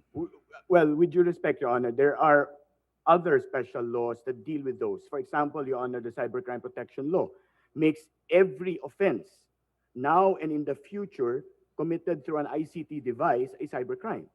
That has been challenged before this court in 2012, and the court in 2014 problem, sustained Mr. some provisions and did not sustain other The provisions. problem, Mr. Professor, is as we go on with our lives, one law, two laws, three laws, thousands of penal offenses already.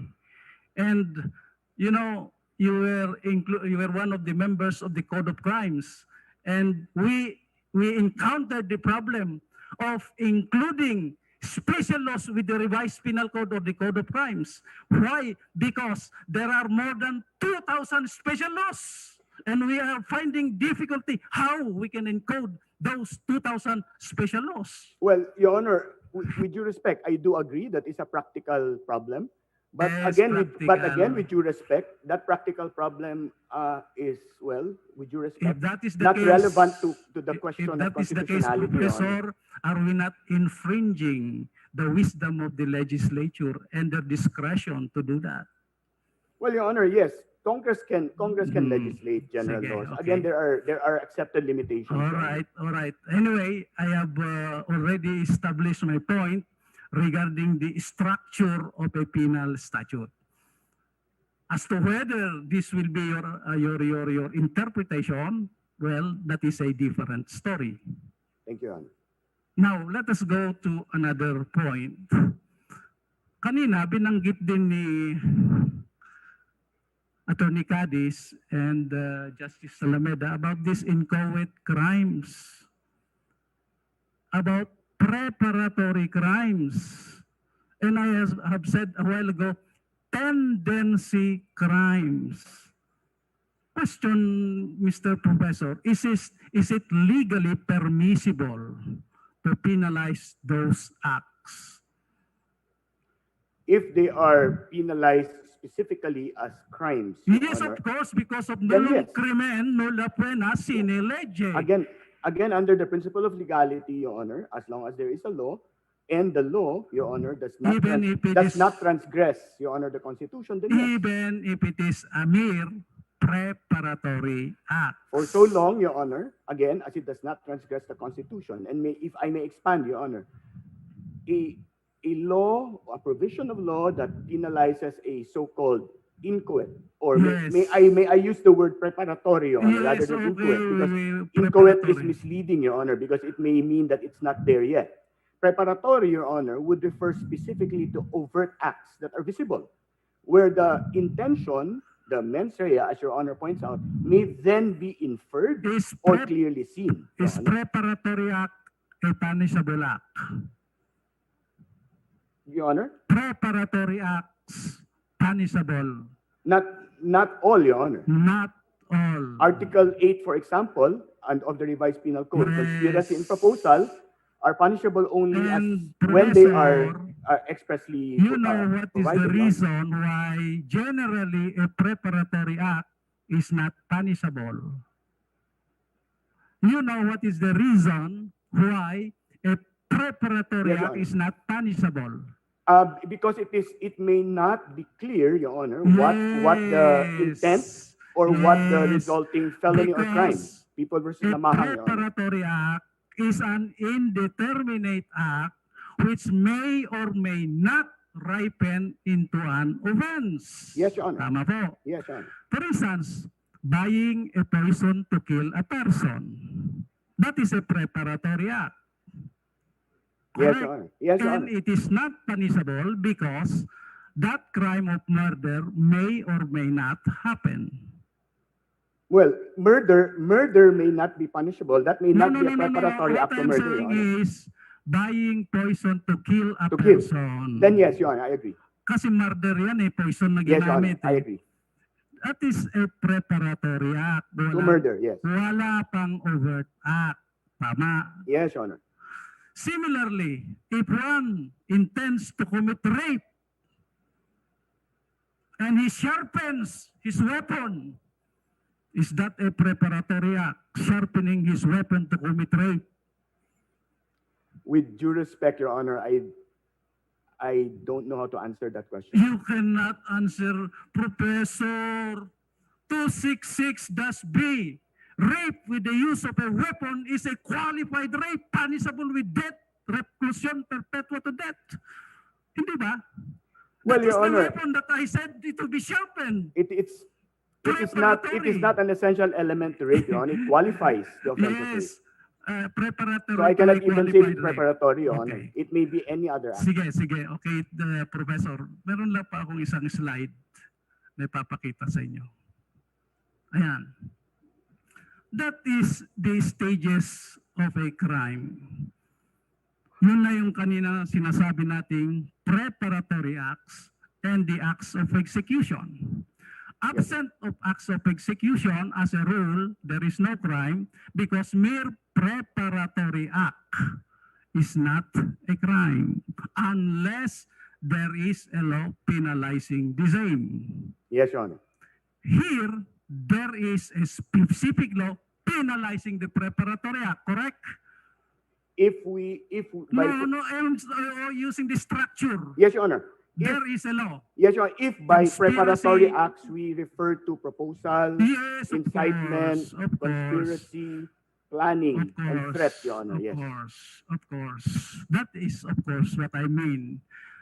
As a conspiracy is a preparatory act. You do not conspire solely without any purpose. You conspire for a certain purpose. But if that purpose is intended for terrorism, then conspiracy is committed. Tama po. As stated in Section 7. Yes, mere planning is not a crime unless it is coupled with intent to commit terrorism. Again, Your Honor, as specified in Section 6. Yes. Yes, correct. And indeterminate offense, as a rule, may be penalized if it is necessary for the state to do so. An indeterminate offense? Yes, indeterminate or preparatory acts. Pareho yan eh. Well, with due If respect, there is a necessity for the law to penalize, pwede. with due respect, Your Honor, an indeterminate offense cannot be penalized unlike a preparatory I'm act. saying this is, if the legislature finds it necessary, there is no illegality, and it is permissible for the legislature to penalize a preparatory act when it is, quote and unquote, necessary. Well, Your Honor, they can exercise their powers to legislate, Yes. but it does not, by that token, guarantee that it will survive constitutional review, Your Honor. I am not talking of constitutional review. I am talking about necessity to justify the penal application of a preparatory act. Well, I am not a member of Congress, Your Honor, but perhaps... You need not be a member of Congress, Professor. This is criminal law. Well, with due respect, Your Honor, because we're talking about the power of Congress, Your Honor. All right. It would have to be clear to Congress what are necessary. I will go to the point which I want to specify. I said when it is necessary. This terrorism law, is it necessary for the legislature to enact and penalize, to enact a law and penalize a preparatory act? Again, Your Honor, if we are to look at the policy statement in Section 2, Republic Act 11479. Professor Tay, That is where we get yes, absolutely. No, Your Honor, because it does Yes, not say so, Your Honor. absolutely. Well, Why? Because compelling interest requires so. This is like rebellion. This is like treason. And worse, ang terrorism. That is why, at the nip of the bud, we should quell before it will happen. Therefore, even a mere tendency, a mere imminence of such crime, the legislature can already stop.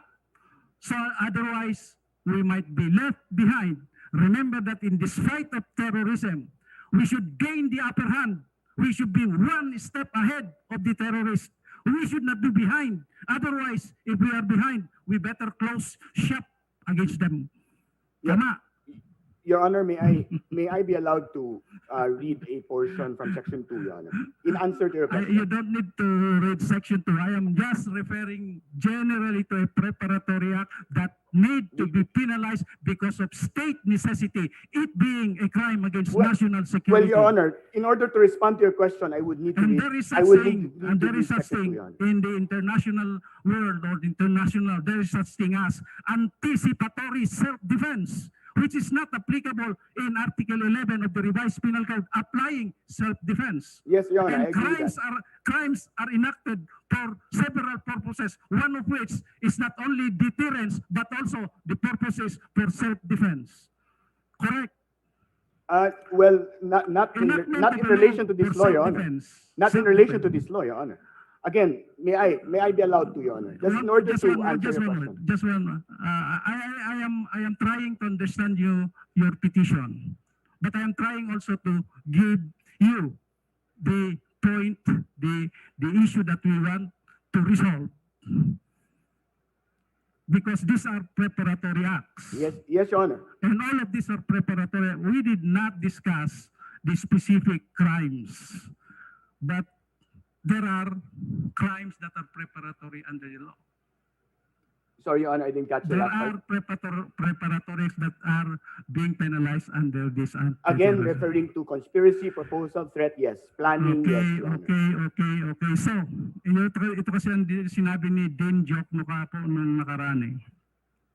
Assembly, as long as it is peaceful, regardless of the intent, is not a crime. Tama po? Yes, Your Honor. If somebody is planning to commit terrorism, if there is a conspiracy to commit terrorism and they gathered in an assembly, would you consider that peaceful or not peaceful? It would be peaceful, Your Honor, if they are just talking.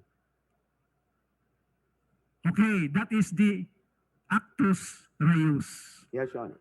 Couple it with the mens rea to commit terrorism. Will that not be a crime? If you as defined, Your Honor, yes. No, As defined, Your Honor, we would have to follow the principle of legality, Your Honor, Of with due respect. course.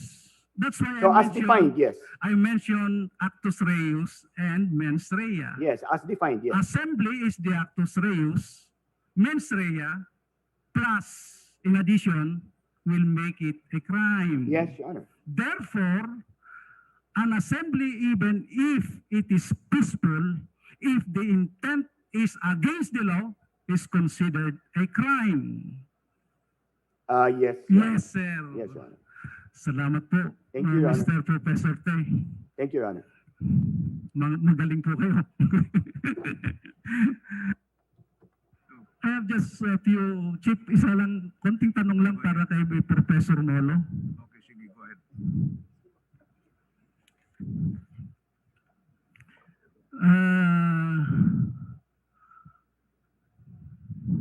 Don't worry, Professor Molo. Good afternoon, Justice. I will not be as exhaustive and disquisitive as your professor, Justice Lonen. Wala rito eh. I will not Sanay be na as- po, Your Honor. Sanay ka na. Anyway, as I have said, I will be very careful with you. Knowing that you are an expert of constitutional law. Hindi naman po, Your Honor. Nag-aaral lang. Although tinanong ka ni Justice Kagiwa about attempted felony. Ay, wala na po akong alam sa criminal law. The real experts are behind me.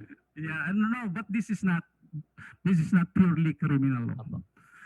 Criminal law in relation to void and vagueness rule. Okay? Opo. Pakipan mo yung isang slide dyan, iya. Ayan. Ayan lang naman ang aking tatanong sa iyo eh. Opo. Void for vagueness or over breadth. It involves facial challenge or as applied. Tama po. Opo. When we say facial challenge, it is a contextual challenge. There is no specific person involved. Opo. Whereas, as applied, there is now a person involved and there is a prejudice that is forthcoming. Ay, mali po. Ang facial challenge may person As involved and there's a applied. prejudice. As applied ang sinasabi ko. Hindi yun po. Facial challenge involves a person who is actually also As being applied burdened. ang sinasabi ko, Prof. Kaya nga po, under constitutional law, facial challenge also involves a case or controversy where a person's rights are burdened. It is a misnomer to say that there's no case or controversy in a facial challenge. That's different from criminal law. Ano yung as applied? As applied, Your Honor, is someone who has actually suffered criminal That is what I'm prosecution saying. under the law. There is Different po already- yun. there Pending case is not already- actual yes, case. There is already a person who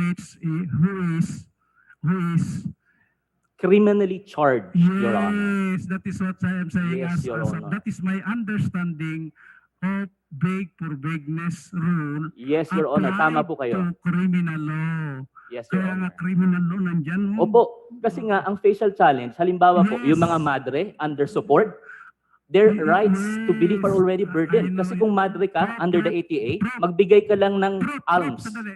Kulong ka na for life imprisonment. That's a religious burden. Prof. Yes, yes, Your Honor. Wala akong issue dyan. Yes, Your Honor. Ang sinasabi ko lang yung as applied in terms of criminal law. Yes, Your Honor. Yung sinasabi mo mga madre, walang kinalaman ng criminal law doon. Sige po, Your Honor. So, our jurisprudence is this void for vagueness rule does not apply to criminal law. Not true, Your Honor. Not true. Not true. And I'm quoting Vicente V. Mendoza, one of our esteemed constitutionalists, Your Honor. That's not true. There's the in terrorem effect. I believe that is what you are referring to, Your Honor. Yes, yes, yes. That does yes, not apply correct. to a Yun facial ang sabi challenge. ni Bibi Mendoza eh. Hindi po. Kausap ko po si Vivi Mendoza several times, lalo na po sa Okay. constitutional law cluster. Hindi daw po yun ang ibig sabihin niya at sinulat niya po yan sa mga desisyon niya. We go specifically. Estrada, ano sinabi na Estrada about void for vagueness rule? That is the general rule with as applied Okay, challenges. general If rule. it doesn't involve a fundamental right or a penal law that affects free speech. Alright. General rule. This In-apply ba ATA yung is the general exception. rule? In-apply Isini. ba yung general rule sa Estrada? Yes, Your Honor. Plunder Yes, yun Your eh. Honor. Okay, plunder. That's not a speech act. But it is not facial challenge. It was a facial challenge by because Pacifico Estrada- Agapin, our former dean, Your Honor. Professor, sandali. Pakinggan mo muna ako. Yes, Your Honor. Sorry. Inuunahan mo ang musgado Sorry, Your eh. Honor. Sorry, Your Honor. Kaya ako as applied, sinabi ko sa Estrada, dahil nandyan na si Estrada. Kung wala si Estrada, would you think that will be applied? Your Honor, Oh. in Estrada versus Desierto, it was actually a facial challenge filed by Pacifico Agapin. But the Honorable Court treated it as an as applied because there was somebody charged. Exactly. Yan ang sinasabi ko. Andyan na si Estrada. Yes po. Kung wala si Estrada, would you say the same ruling will be applied? Oh, differently po. Oh, yan na. That's what I'm saying. Inuunahan Yes, Your mo Honor. kasi ako eh. In the same way as the other cases, as applied ang ginamit. Aling other cases po, Your Honor? Disini, facial po yun. Nicholas Lewis is facial. Alright. Alright. I agree. It is only in that crime of Disini where a facial challenge without any specific person involved, that void for vagueness rule was applied. Unfortunately, Your Honor, I have to Unfortunately. disagree kasi may Imbong versus Ochoa ka pa. May Is Ople that versus a Torres ka criminal pa. offense? Yes, Your Honor. That Imbong is a versus criminal Ochoa, offense. RH law. RH law. Yes, Your Honor. Because the doctors, the religious belief, they will go to jail if they don't prescribe an abortive It patient. is a criminal offense. I will agree on that point. Madali naman akong kausap eh. Salamat po, Your Honor. And what is the reason why void for vagueness rule was applied? In which case po, sa Yung Imbong? sinasabi mong Yes, Your involved. Honor. Because precisely of the vagueness, Your Honor, it chills. Actually, the phrase of the Honorable Court Right actually of says expression it or chills. freedom of expression is involved. Kasi Yes, hindi Your lang Honor. naman sabihin, Yes, Your pinapahaba mo pa eh. Yes, Your Honor. Same way in the cine, freedom of expression Yes, is Your Honor. involved. In And other other words, fundamental rights. in all of these cases, void for vagueness rule involves that protected right of expression. Yes, Your Honor, I agree. You agree. Can you tell me the nature of the crimes involved in those instances where void for vagueness rule was applied? Nature? Yes, nature of the crime. I'm not sure what the You are question not asks for, Your sure. Honor. I will refresh your criminal law. Yes, Your Honor. There are 14 titles in the revised penal code, correct? Mas magaling po kayo sa akin sa Hindi. criminal. Wala po ako, hindi ko po Ang maalam. first year yan eh. Tama po kayo. I will, 14 titles. opo. Crimes against property, alam mo yan. Crimes against persons, Title 8. Title 10, property. 11, your favorite one, crimes against chastity. Hindi ba? Not my favorite, Your Honor. Title 4, biro lang. Title 4, joke. Title 4, public interest. Title 2, ayan siguro favorite mo. Crimes against public order. No. Ah, Crimes against the fundamental laws of the land. Andyan yung 124, 125, 126, arbitrary detention. Nandyan yung offending religious feelings. Nandyan yung search, unreasonable search, domicile, etc., etc. Opo. Ayan. Now, refresh with that kinds of crimes. Would you tell the court what are the nature of the crimes in those cases where void for vagueness rule was applied? Isa-isahin natin. Just tell me and I will tell you what is the nature of the crime where void for vagueness rule was applied. crimes against Yes. the fundamental laws of the Just state. tell me the case. Imbong. Indong, what is the crime involved? Your Honor, failure to prescribe an abortifacient. What is the nature of that crime? It's a special law, Your Honor, so I don't know where in the RPC it falls under. It's not, it's a special law. RH law kasi yun, Your Honor. Kaya nga, but if it involves falsification, public interest yan. Ganun po ba? Sige, Your Honor. Yes. But if involves abortion, Title 8 yan. Yes, Your Honor. Against person. Tama? Yes, Your Honor. Right, involved. Next. Dicini, Your Honor. Dicini. The Cybercrime Act. All right. What is the nature of the crime of cybercrime law? The nature of the crime of cybercrime Yes. also. Crime against public order. Public order, pwede. But specifically, it involves a crime against public interest. Bakit public interest? I believe it is against the public interest for these cyber attacks to happen, Your Honor. Social media is involved. It involves the interest of the public. Opo. Social media, hindi ba? Opo. Alright. And you are saying that Ochoa and that of Dicini, both cases are applicable to Anti-Terrorism Act. Opo. Yes, sir. Void for vagueness rule. Opo. Because it also involved freedom of expression. And fundamental rights. Yes, Your Honor. Yes, freedom of expression na sinabi ko na eh. Okay. Now, next question. What is the nature of the crime involved in terrorism law? Based on your questioning, Your Honor, maybe public order as well. Public order and public, terrorism? interest. A crime against public order and Public a crime order against and public interest. terrorism? I believe so, Your Honor. Crimes kanina pa natin pinag-uusapan, national security. Opo. Hindi ba? Opo.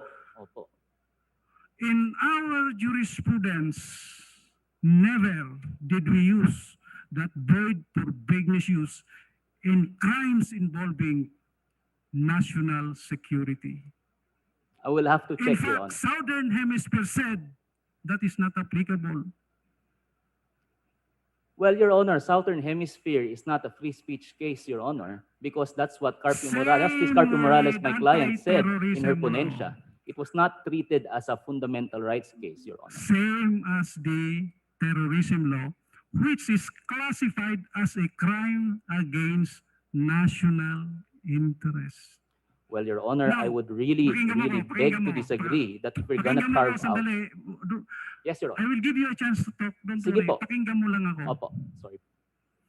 Because I have surveyed all these cases, never in our jurisprudence where this void for vagueness rule was applied in a facial challenge, particularly if we're talking facial challenge, void for vagueness rule was applied in crimes involving national security. Terrorism po. Opo. Yes. Yun ang ating pinag-uusapan. Honor. Never. Yes, Your Honor. When the And crime may involves I national- respond? Teka muna. Sige po. At tapusin mo lang ako at hindi tayo magkakaintindihan if you will go on with me. Okay po. Tapusin mo lang ako. I will give Apa. you a chance. Since this involves a crime against national security, it is more than the fundamental rights. Why? Because what is affected in crimes against national security is not only the people's right, correct? In national security of the state, what is involved? The right of the people, the state's right to its sovereignty, to its government, and that of its territory. Tama? Tama po kayo. Okay. That is why, because of this broadness and danger that lurks behind the enactment of the law, void per vagueness rule was never applied even in some other countries. In other words, here speaking of crimes against national security, the main issue is not the presence of that right, freedom of expression, but rather the compelling state interest to justify that freedom of expression that you are now invoking before this court. If I may show you this slide. Last slide. In other words, the focus of the anti-terrorism law should be national, state, and security. As such, the real issue is whether the state has compelling interest to restrict the individual's fundamental right. May I respond, Your Honor? Huwag lang matagal. Dahil Maiksi yan lang ang- po. Sige.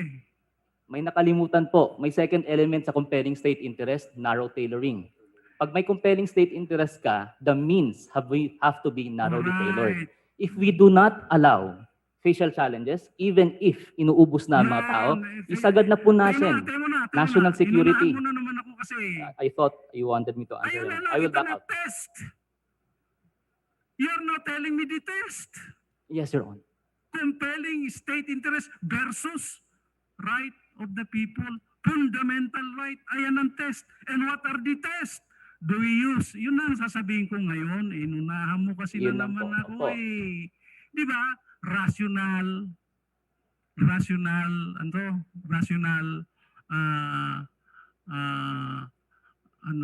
rational test or reasonable test, tama? Intermediate test, strict Strict scrutiny. scrutiny test. These are being applied. Correct? Strict scrutiny pag fundamental right, Your Honor. Yes, ayan na nga sinasabi ko eh. Strict scrutiny. Opo. But since, as I have shown there, it is the national state security which is involved, there may be a higher level of scrutiny more than the strict scrutiny test. Ang tinitest po ng strict scrutiny yung state, Yes, hindi po yung existence, right to free right speech. of the Baliktad state. po. Right of the state versus the fundamental. Binaliktad ko specifically because what is involved here is the state, its interest and security, and not the fundamental law of the land. Well, Yan ang I would gusto have kong to sabihin. beg, Alright. very respectfully beg to Alright, disagree, Your alright. Honor. That is The why- burden is on the state if it chose unconstitutional means. Okay. Strict scrutiny of the Professor, means, not of the person's right. Professor, dakdak ka na naman ng dakdak mamaya. In-anticipate mo lahat ng sinasabi ko eh. Oh, sige po. If you disagree, I will give you a chance. Don't Opo. worry. And this is your chance. After I have said everything, this is your chance. Next. File your memorandum to that effect after the Solicitor General has said its piece. Hindi tayo matatapos if I will let you talk and talk. Tama? Yes, Your All Honor. right. Thank you, Professor. Yes, Your Honor. Thank you very much, Your Honor. And my apologies, Your Honor. Yun ang gusto ko lang sabihin, yung point ng husgado. Salamat po, Your Honor. Iniintindi namin kayo. Salamat Yung po. pagkaintindi na namin, ibigay nyo sa amin kung ano yung pagkaintindi nyo sa batas. And we cannot take those things here in the oral argument because we have a limited time. Opo, we will include it in our memorandum, Your After, Honor. kasi baka naman sasagutin ka na ng Ay, surgeon opo. eh. Opo. Di ba? Opo. Kung hindi kasi yeah, that will be, and maybe I will also include that if ever that issue will come out in the course of the resolution of the court of your petition. Salamat po, Your Honor. Salamat din, Pasensya na Professor. po, Your Honor. Chief, I am done. Who is next? Justice De Los Santos? Yes? Okay, go ahead. Go ahead. Thank you, Chief. May I call on Congressman Colmenares?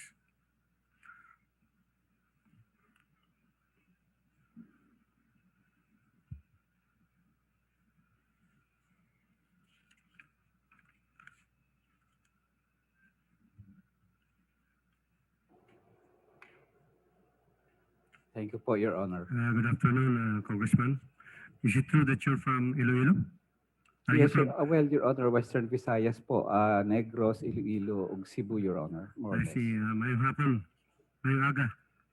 Mayong aga, Congressman. Mayng hapon ho, mayng hapon man, mga Ilonggo.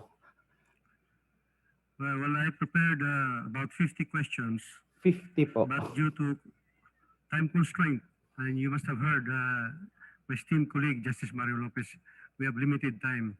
I'll be asking only about 3 to 5 questions. Opo, opo. I'll try to answer po. Now, in your petitions, Congressman, you claim that the passage of the Anti-Terrorism Act has its chilling effect on the rights of the petitioners, right? Correct po, yes. Or that the Anti-Terrorism Act's chilling effect is palpable. Opo. Do you mean to say that you fear the passage of the law? Yes po, the chilling effect is actually a presumption of law, and it is actually, Your Honor, the fact that 1 second guess whether or not the law covers your acts.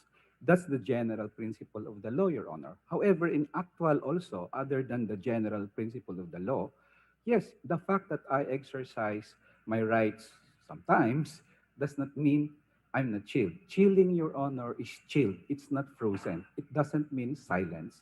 So, yes, Your Honor, I say that we are chilled, Your Honor. So we know whether the passage of the Anti-Terrorism Act has its chilling effect Yes, Your only on Honor. the rights of the petitioners. What Yes. about the people from Manila and nearby cities? Yes, Your Honor. We contend that third parties, the chilling effect also could involve the third parties, Your Honor. Can chilling effect be quantified? Probably, Your Honor, but I can give examples. For example, we have online forums where I invite people to be speakers and they say, no, baka ma-anti-terror law tayo eh. So they already have this fear of exercising their constitutional right because they believe that my surveillance, my freezing, a mere suspect can be arrested. So that really chills them, Your Honor. Is it by the number of abuses of the law enforcers, or is it the number of victims of terroristic attacks? No, Your Honor. Chilling effect is a presumption of law, Your Honor. It's not an issue of how many are chilled and how many are not chilled, but if the law is overbroad, Your Honor, that any act can be that the act can encompass the legitimate exercise of constitutional rights, and people refrain or self-censor in their exercise of these rights, then that is the chilling effect, Your All Honor. right. During last week's oral arguments, my esteemed colleague, Justice Ami Lazaro Javier, revealed a definite figure as to the total number of bombings that occurred in Mindanao. This was during her interpellation of your colleague, Attorney Molo, Professor Molo.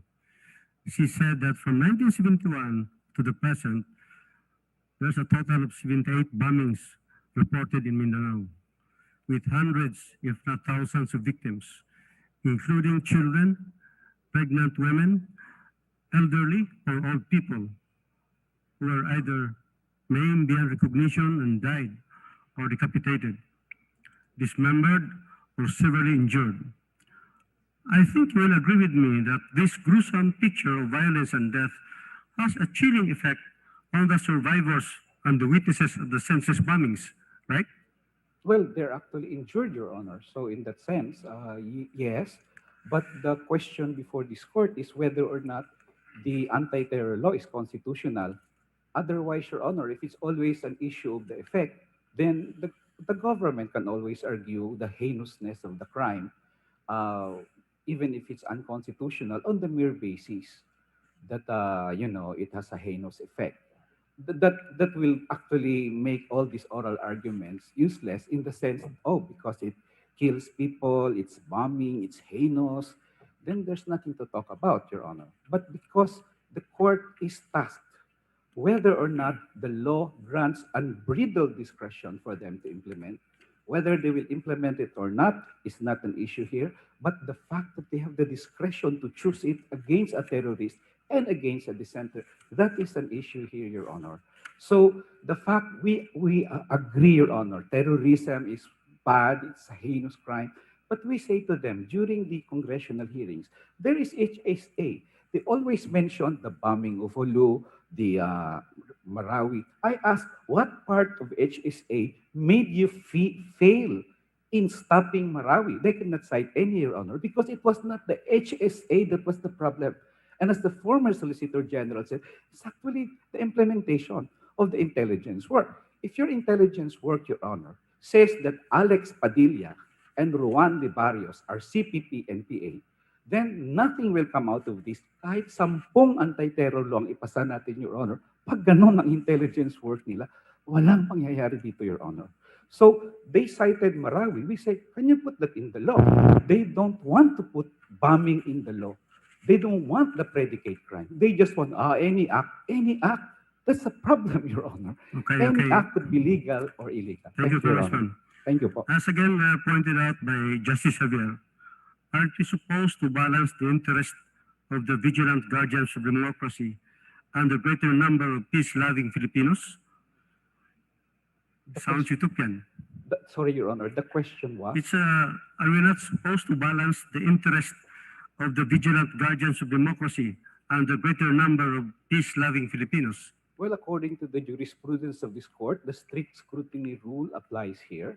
And it is up, this law is not presumed constitutional under your strict scrutiny rule. This law is presumed unconstitutional, and it is up for the government to prove compelling state interest, and that this compelling state interest is not achieved by a narrowly tailored law, Your Honor.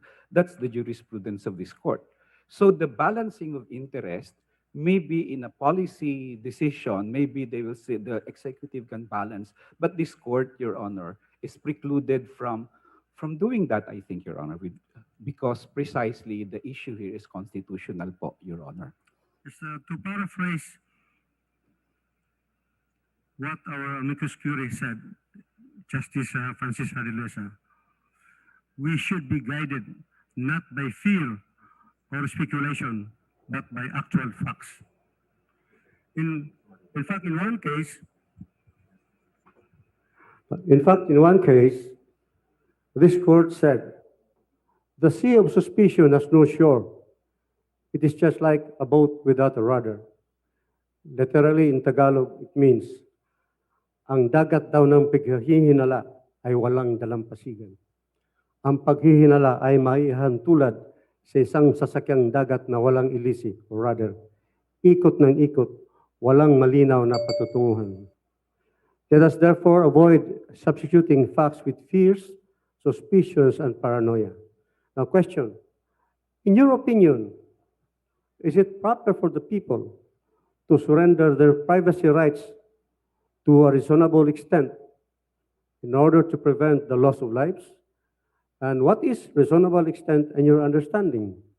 To borrow the language of another senior member of this court, I'm referring to Justice Kagiwa. Please educate me, Congressman. Salamat po. Una muna po, yung rights ng mamamayan, of course, sinabi na kanina na hindi naman absolute yan. The court has said so many times, pwede namang ma-restrict yan. Basta, in strict scrutiny rule, ito ba the narrowly tailored, the least restrictive? Secondly, ang sabi namin, draconian ang Human Security Act. Pero pag ma-strike down ng ATL, Your Honor, we are not defenseless. The Human Security Act is a draconian and repressive measure that can actually give government the tool.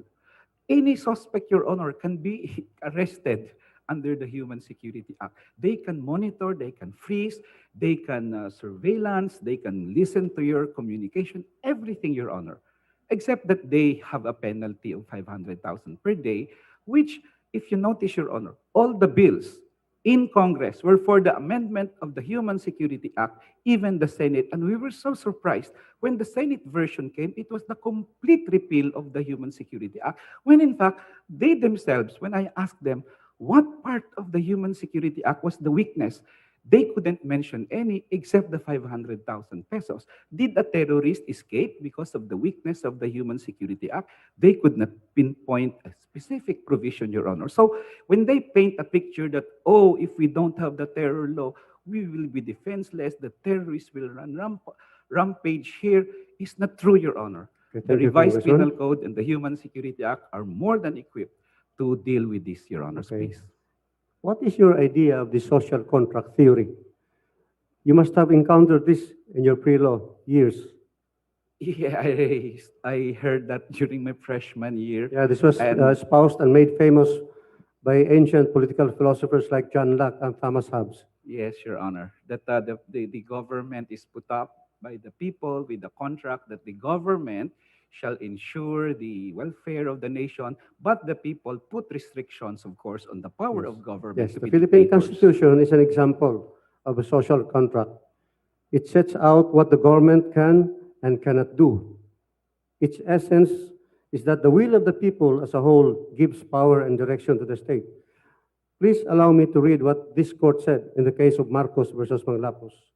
Opo. The Constitution, aside from being an allocation of power, is also a social contract, whereby the people have surrendered their sovereign powers to the state for the common good. Now, with respect to the implementation of laws, social contract theory is important to justify the power that law enforcement can exert over the population as a whole. This power held by law enforcement is part of the contract that society has agreed upon in exchange for security.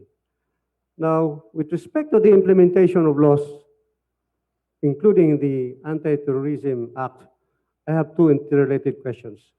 Please allow me to finish first my two Opo, questions opo. before you'll answer. Opo.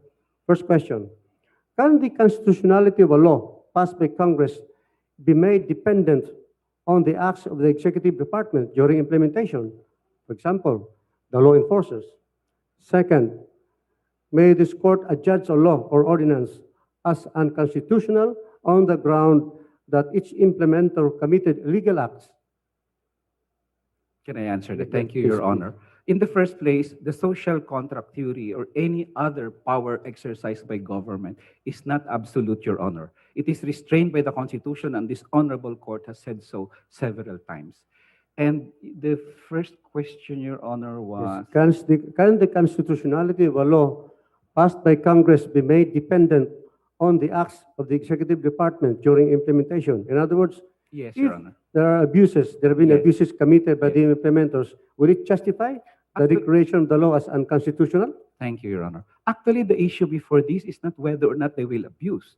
The issue before this court is whether they are given the unbridled discretion to enforce the law. Now, will they violate my right? Maybe yes, maybe no. But the question before this court is, are they given the discretion to choose who will be the suspect, who will be arrested, who will not be arrested? That is the problem. So whether or not they will abuse this, Your Honor, is of no primary moment, Your Honor. The fact is, are they given the unbridled discretion? And the court has declared so many times laws as unconstitutional because of unbridled discretion, not on whether they abused it or not abused it, but on the fact that they can abuse it with unbridled discretion. That's why the cybercrime law was actually struck down. They have not yet implemented it against us petitioners, but the law said, no, you were given all the discretion. It's unbridled. There's no limit. There's no restraint. And the court struck down certain provisions of the cybercrime law, Your Honor. Congressman, are you Salamat. saying that the Anti-Terrorism Act should be nullified due to the unbridled discretion given to the law enforcers in the implementation of the laws? That the law is prone to abuses on the part of the law enforcers? Yeah, well, Your Honor, the unbridled discretion is there. For example, any suspect can be arrested for 10 days, even if you're not designated, even if you're not proscribed. If you're a suspect, that's what the law says. Can they choose who to arrest? Yes, of course. EDSA, I go back to EDSA. Was EDSA a terrorist act under Section 4? Yes, Your Honor. It was an act intended to seriously interfere with critical infrastructure. And the intention of EDSA, People Power 1, was to paralyze the traffic in Metro Manila, Your Honor, for Marcos. Was it for the intimidation by provocation the government? Yes, Your Honor. The intention was Marcos step down. So that falls in Section 4. The fact that Section 4 allows for EDSA to be considered a terrorist act makes it unbridled. They may use it against the Maute, but the court has said, no, they can choose EDSA other than Maute. And just, Your Honor, please, do they really need a law for the Maute or for the Abu Sayyaf? Your Honor, drug suspect ka sa Pilipinas, patay ka, Your Honor. How much more if you're a terrorist suspect, Your Honor? That's why we always said, define the law. Ano ba yan? Bombing, killing, ayaw nila, any act lang ang gusto nila. They overreached, Your Honor. They overreached. That's why it's questioned now because they reached for people like us. I couldn't imagine the army thinking, i-raid na lang yung Abu Sayyaf o ambushin na lang ang Abu Sayyaf. They would say, walang terror law, hindi pwede. No, Your Honor. That is why they are not defenseless, even if this court invalidates the ATL. The Human Security Act is there, Your Honor, the revised penal code, and many special laws, Your Honor, can contend with the terrorist acts mentioned, Your Honor. Salamat po. Now, with due respect, let us apply your contention in the context of other penal laws to demonstrate the effects of allowing the nullification of a statute based on the acts of the implementers. We in the court have been resolving cases involving illegal possession of drugs under Republic Act number 9165.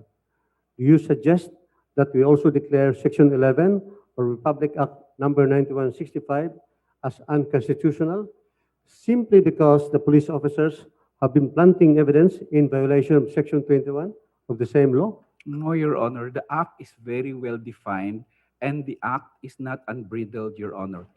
Any law can be abused. As long as it does not give unbridled discretion, it is not questionable constitutionally. What is being in issue, Your Honor, is not the fact that they will abuse it, Your Honor, because, it's facial challenge, but the fact that it gives them the discretion, unbridled discretion to implement it.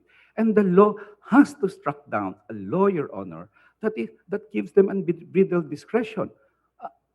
As I've said, they're not hopeless, Your Honor, under current situation, as if they're portraying themselves that the anti-terror law is gone. We have no other way to stop the terrorists. They have, Your Honor. It's just that we're questioning the unbridled discretion given to them, Your Honor. Thank you, Congressman. Salamat. Please allow me to read what this court had said in the case of David versus Arroyo. This court declared, settled is the rule that courts are not at liberty to declare statutes invalid, although they may be abused and misused and may afford an opportunity for abuses in the manner of application. The validity of a statute or ordinance is to be determined from its general purpose and its efficiency to accomplish the end desired, not from the effects in a particular case, for example, abuse in its implementation or enforcement. Now, I have one last question for you. Opo. Can Congress be expected to predict all possible abuses that law enforcers may commit during the implementation of the statute? No, Your Honor. And in fact, I agree with you in Arroyo about the statement that a law cannot be invalidated on the mere possibility that it will be abused. That is why I was saying kanina, Your Honor, that it's not an issue kung maabuso siya o hindi. I'm not even claiming that. I mean, I can always argue that I've been, a victim of that. But the fact is, the unbridled discretion, Your Honor, that gives them the power. Imagine all the safeguards, Your Honor.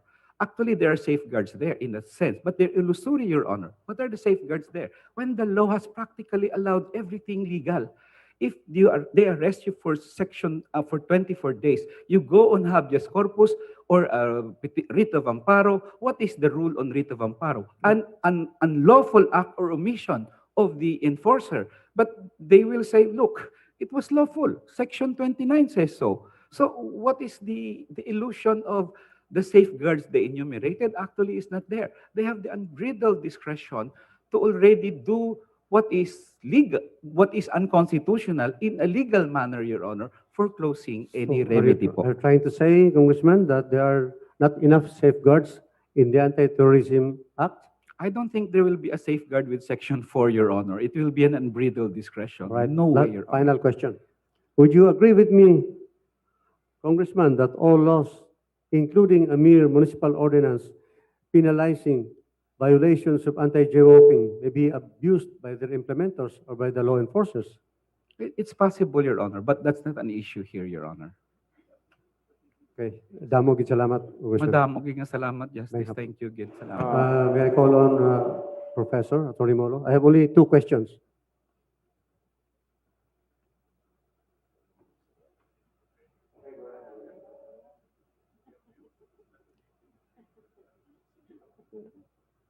Good afternoon, Atty. Molo. Professor, in the case of Arroyo versus Aquino III, this court said, Congress acts with imperfect knowledge in trying to legislate in fields that are highly technical and constantly undergoing change. And intelligent legislation on the complicated problems of modern society is impossible in the absence of accurate information on the part of the legislators, and any reasonable method of securing such information is proper. This is the case of Alcantara versus Ermita. Now, technology has progressed at a rapid pace. The same is utilized by government and lawless elements alike. Are you in favor of giving government authorities the access to technological capabilities in the same manner as prospective terrorists can? No. Yes, Your Honor. Whatever weapon is Your answer available is yes, to... not no. Yes, Your Honor. Yes. Yes, Your Honor. Whatever weapon is available to terrorists should also be available to law enforcers. So you are willing to allow an intrusion of privacy to a certain extent, as long as there is a probable cause and there is prior issuance of a judicial warrant? Your Honor, as I confessed earlier, I am the son of a soldier. My answer is yes. You made mention that your father was a soldier, assigned what? Assigned, Your Honor, first to Mindanao, then to Leyte, then to Samar, Your Honor. You're from Mindanao? We are from Bicol, Your Honor, where Bicol. my lolo naman was a police chief. So I am in favor, Your Honor, of law and order, actually. Unlike other people behind me, Your Honor, I am pro national security, actually, Your Honor. But Okay. it's just that the law is too overbroad. Okay. Well, last question, Yes, Your Honor. Professor. When you were interpellated by Justice Kagiwa, you mentioned that the CPP, NPA, and NDF are not classified as terrorist groups or organizations. Can you recall what this court said in the case of Southern Hemisphere? Which with respect to the status of these organizations? I believe, Your Honor, they were designated recently by the Anti-Terrorism Council, Your Honor, the CCPP NPA, Your Honor. Okay. In the separate opinion written by yours truly in the case of Almonte versus People, and quoting the case of Southern Hemisphere, this court said, the state's measure of continually detaining the petitioners is reasonably related to its objective of maintaining public order and preserving public safety. While there is still no judicially declared terrorist organization in our jurisdiction, pursuant to Section 17 of Republic Act Number 9372 or the Human Security Act of 2007 to date, the United States and the European Union have both classified the CPP, NPA, and Abu Sayyaf Group as foreign terrorist organizations. Any comment to this declaration by this court? I completely agree, Your Honor, with the classification of them being terrorist organization, the Abu Sayyaf. Yes, Your Honor. Okay, thank you very much, Professor. Chief, I'm done. Thank you. Okay, Justice Garland? Okay. Yes, just a few questions, Chief, and it will not take me that long. I need only about 3 minutes. May I call on Attorney Theodore Te?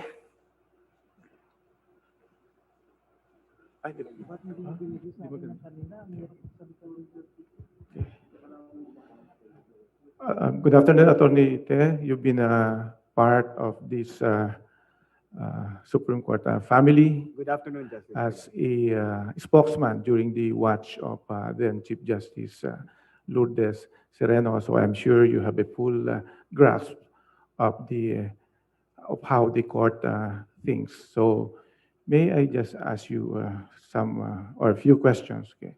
With pleasure, Your Honor. Okay. Let's go to the issue again of separation of powers, being a part then of the judiciary. Would you agree that when courts supplant their own wisdom to a legislative act under the guise of judicial review, the same is tantamount to judicial legislation? Your Honor, the parameters that the Constitution have set for the courts to exercise its power under Article 8, particularly Section 1, are clear, Your Honor. So when we do say that the court acts pursuant to its powers, it is not a case of the court supplanting its judgment or wisdom. I would recall Angara versus Electoral Commission, Your Honor, where this court interpreted it as not a supremacy of the court, but a supremacy of the Constitution, Your Honor. So the constitutional architecture allows this court to act in a particular way. For so long as the court acts within the powers, the parameters that the Constitution defines, then it is not a question of supplanting, or it's not a question of judicial legislation, Your Honor. But do you think that judicial review, if abuse, would erode the people's confidence in the delicate system of checks and balances and tip the scales to one side in derogation of the separation of powers? Well, Your Honor, unfortunately, because this is the Supreme Court we are talking about, I am at a loss as to how someone can accuse the court of abuse, Your Honor, because you are the final, this court is the final resort. If the court makes a pronouncement, Your Honor, on what the Constitution means or what the law means, that is what the law means. That is what the Constitution means. And everyone is bound by that. We may disagree. We may agree, we may disagree with the court's opinion, but that is the court's opinion, and that now becomes the interpretation of the Constitution or the law in relation to the facts presented, Your Honor. So given the framework and wording of the Constitution and its contemporary interpretation, do you think it allows for the judiciary to take an active role in public policy formulation? If so, do you think the exercise of judicial review in this context violates the doctrine of separation of power? I do not believe it does, Your Honor. I would call to mind Article 8, Section 1, particularly Paragraph 2. The last portion of Paragraph 2 does give the court the expanded jurisdiction to inquire and act upon grave abuse of discretion by any branch, instrumentality, or agency of the government. And by branch, Your Honor, we would refer to the two other branches of government, the executive branch and Congress, Your Honor. Okay. Yes, the expanded definition of judicial review in the 1987 Constitution explicitly contemplates constitutional judicial review. Yes, Your Honor. In your opinion, does the 1987 Constitution allow a priori or an ex post facto review of legislation? By I'm not sure, Your Honor, what we mean by ex post facto, after the fact. Well, every review, Your Honor, comes to the court after the fact, after the Congress passes a law. But I would suppose, Your Honor, if we were to say a priori, meaning before someone is charged, then yes, Your Honor, this court has allowed, Your Honor, challenges like those. And I think that is what we would call facial challenges, Your Honor, to the law itself. American common law, which our tradition adopted, favors ex post facto constitutional review, while continental Europe or the civil law tradition, which has likewise found its way through our civil and penal law, favors a priori constitutional judicial review. Would you agree that the creation by this body of exceptions to requirements that an actual controversy is present, such as transcendental importance and matters capable of repetition but evading review, have made the court vulnerable to institutional attacks due to its penchant for meddling in political affairs, which are rightfully in the realm of executive and legislative power? Your Honor, allow me to answer your question in this way. The Supreme Court, operates within a particular context, and the context may change, Your Honor. And so the call for the court to act will depend on the context, Your Honor. So there may be times when the court may be called upon to exercise restraint, but there may also be times when the court is called upon to more actively exercise its powers, Your Honor. So on that point, Your Honor, I think it would really depend on what is before the court and what is the context of the argument that is being presented to the court, Your Honor. So what, in your opinion, is the value of judges exercising judicial restraint? Do you favor a liberal approach to interpreting what judicial power is in the Constitution? Well, Your Honor, my personal bias, Your Honor, would be civil liberties and human rights. And so I personally, Your Honor, my personal bias is a more... Being formerly a member of the Supreme Court family. Well, Your Honor, when I was working with the court, Your Honor, I was not in the adjudicative aspect of the court.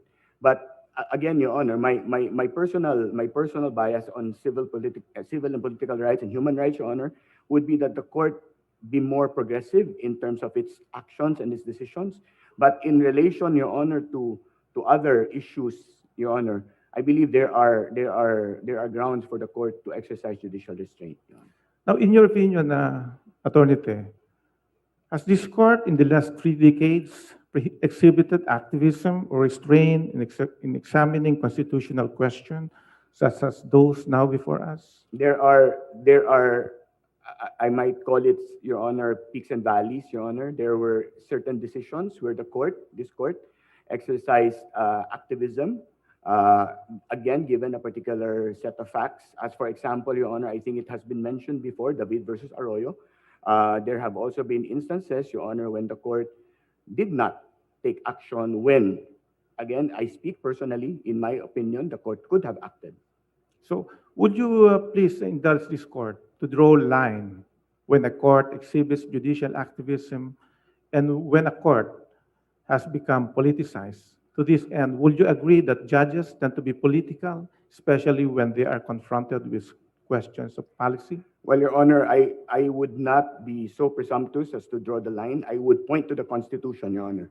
Article 8, Section 1, Paragraph 2, particularly the last portion, Your Honor, grave abuse of discretion. I think that is a standard that is well known to the court, and that is a standard, Your Honor, that the court has applied repeatedly. There are various tests that the court has used, Your Honor, in relation to its power under Article 8, Section 1, Paragraph 2. I believe, Your Honor, that would be a line.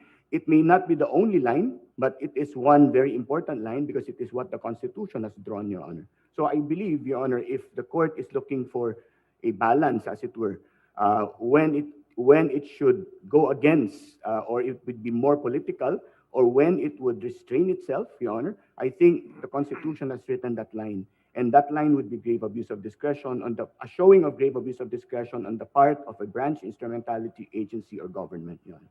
Now, this is a personal question. You can answer or not, Attorney Te. Why did you leave Supreme Court family? Your Honor? Why did you leave? Oh, Your Honor, 2018, Your Honor. Why? Well, I believe that my work here had been done, Your Honor. Okay. So the judiciary has time and again been embroiled in skirmishes with Congress and executive. Questions on fiscal independence of the judiciary and even impeachment of this court's members have become rather common in the last decade or so.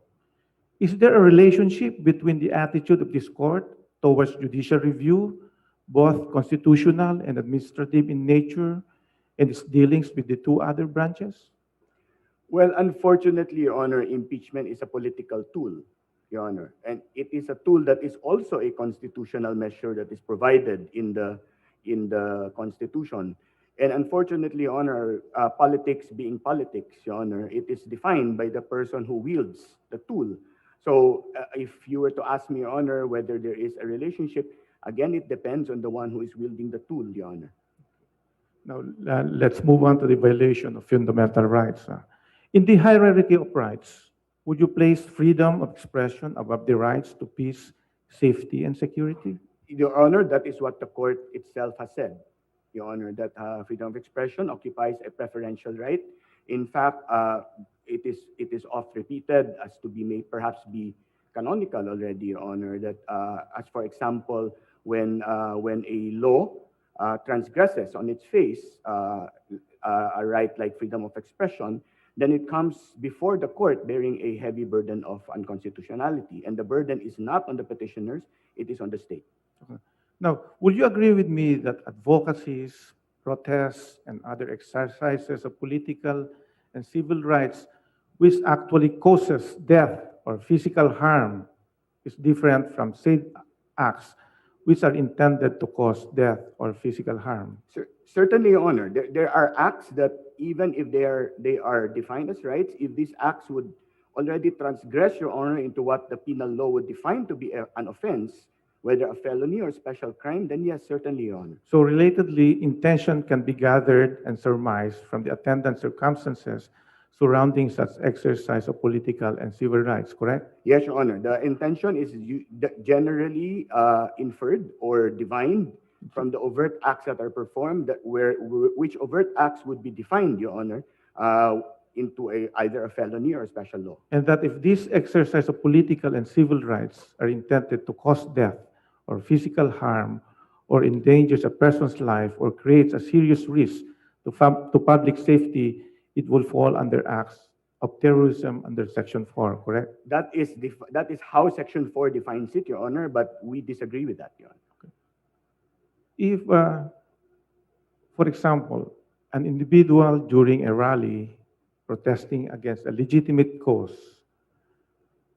went on the stage with a megaphone, started to chant, encouraging other individuals present to cause destruction to public property.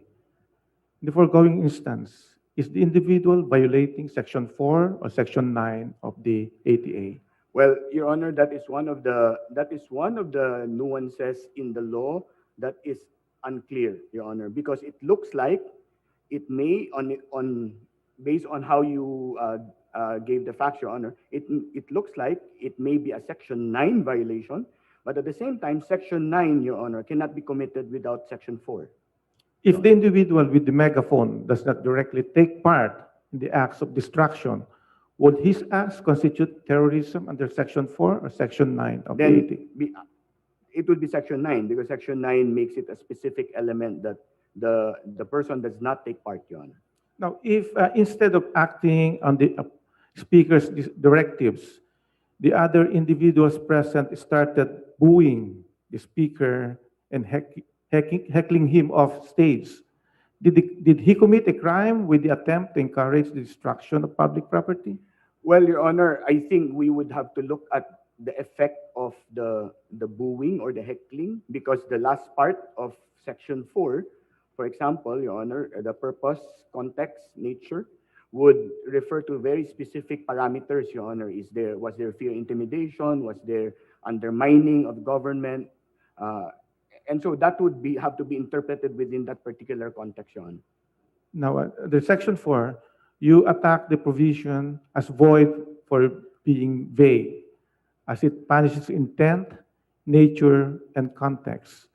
Among the key arguments raised is that intent is a state of mind, that law enforcers would not be able to determine one's intent to commit the acts punished. Are there other crimes in our jurisdiction that punish the intent of a person? There are none, Your Honor. The crimes that I am aware of, which would include felonies, Your Honor, punish a specific overt act where an intent is prescribed or an intent can be inferred or divined, Your Honor. Precisely, like Article 172, falsification by private individuals, Yes, Your Honor. use of falsified documents, even frustrated homicide and murder punish an intent to kill, Yes, Your Honor. on contrast to physical injuries. Yes, Your Honor. In these instances, the law likewise punishes a state of mind, but this does not by itself make the law vague as to lack comprehensible standards that men of common intelligence must guess at its meaning or lead to an arbitrary flexing the government's muscle, right? No, Your Honor, they do not, because it is pretty clear what is being punished, Your Honor, and why it is being punished. So can the determination of the intent and the purpose of the suspect be left to the judges in the individual cases filed before them? Well, Your Honor, that is the work of the judiciary, unfortunately. But what is more disturbing here, Your Honor, is that the determination of the intent and the lawfulness of the act that is being performed, Your Honor, is being left at the first instant to law enforcers, Your Honor, without discernible standards. And that is where the danger comes in.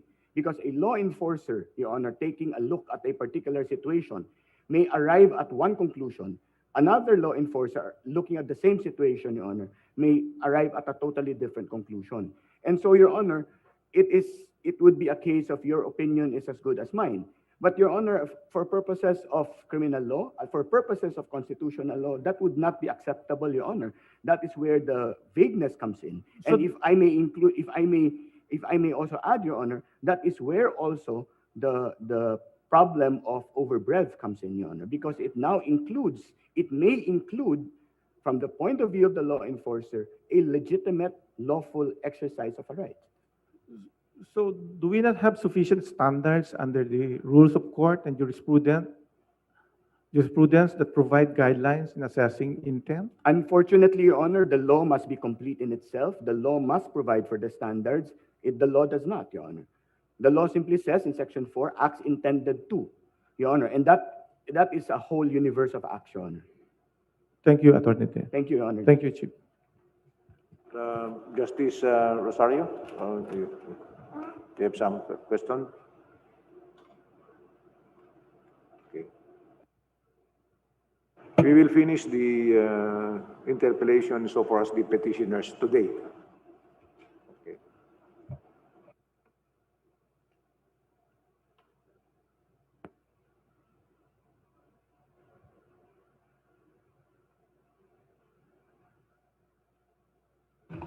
Hello, Mike. Hello.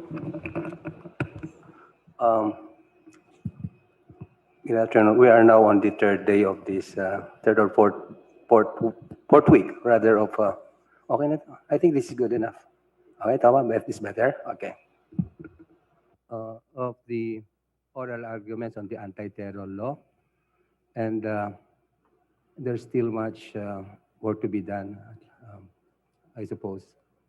I have prepared my questions in advance and have written them down to help us save time. Okay. Now, I will just read my questions and the points I want to raise to expedite and accelerate the proceedings, at least insofar as my interpellation is concerned. I guess this will also prevent me from deviating from my desired topic. Now, since I am second to the last in terms of seniority, most of the questions, or if not all, have already been asked. So also in deference to the request of our chief, who earlier requested us to try to limit our questions to those questions that have not yet been raised previously or earlier. But I will try my best to accommodate his request in that regard. Okay. So may I request Attorney or Congressman Colmenares to please step up to answer my first question.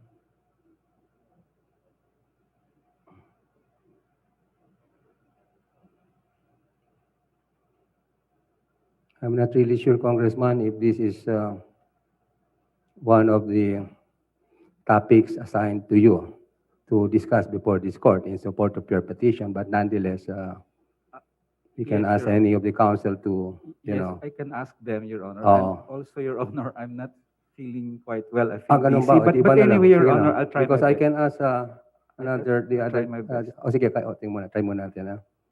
Yeah, because I really would like to hear the inputs coming from other councils. So that we want to hear also the justices of this court, what they have to say, or for them to allow them to say their piece on the issue.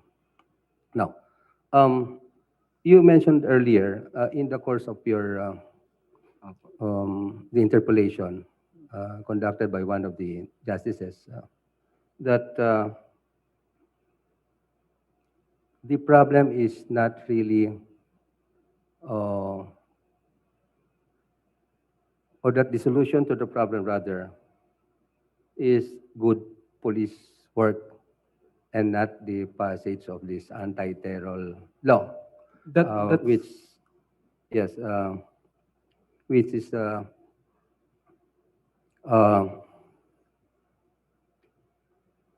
is the solution to the problem caused by terrorism. Your Honor, that is one solution, Your Honor. But I'm saying, we are saying, Your Honor, that even if we need a law, that law cannot be allowed by this court that is of unbridled discretion, that is vague and overbroad, Your Honor, because that is the issue before this court, the constitutionality of this law. Okay. So whether or not they implement it, if some have the opinion they will implement it without abuses, some of the opinion that they will not implement it or without abuses, the issue before this court is actually whether that law violates the Okay, Constitution. Congressman, you Your stated Honor. that Thank you earlier po. already. Thank you No po. need to elaborate further on that point, I guess. Now, the way I see it, Congressman, terrorism is a much complex crime, requiring, as it does, some elaborate planning, precision timing, perfect execution, and a vast network of conduits and accomplices to carry out. It is nothing compared to the more common crimes as murder, theft, or robbery. A fine example is the 9/11 attack in US, which from media accounts was successfully launched because of the painstaking planning and the unexampled commitment of the perpetrators. Given the terrorist commitment to succeed and considering the elaborate planning, the furtiveness of the preparation and execution, and the damage that it causes, as explained by Justice Javier last time, don't you think that the authorities should be given some more slack in dealing with it?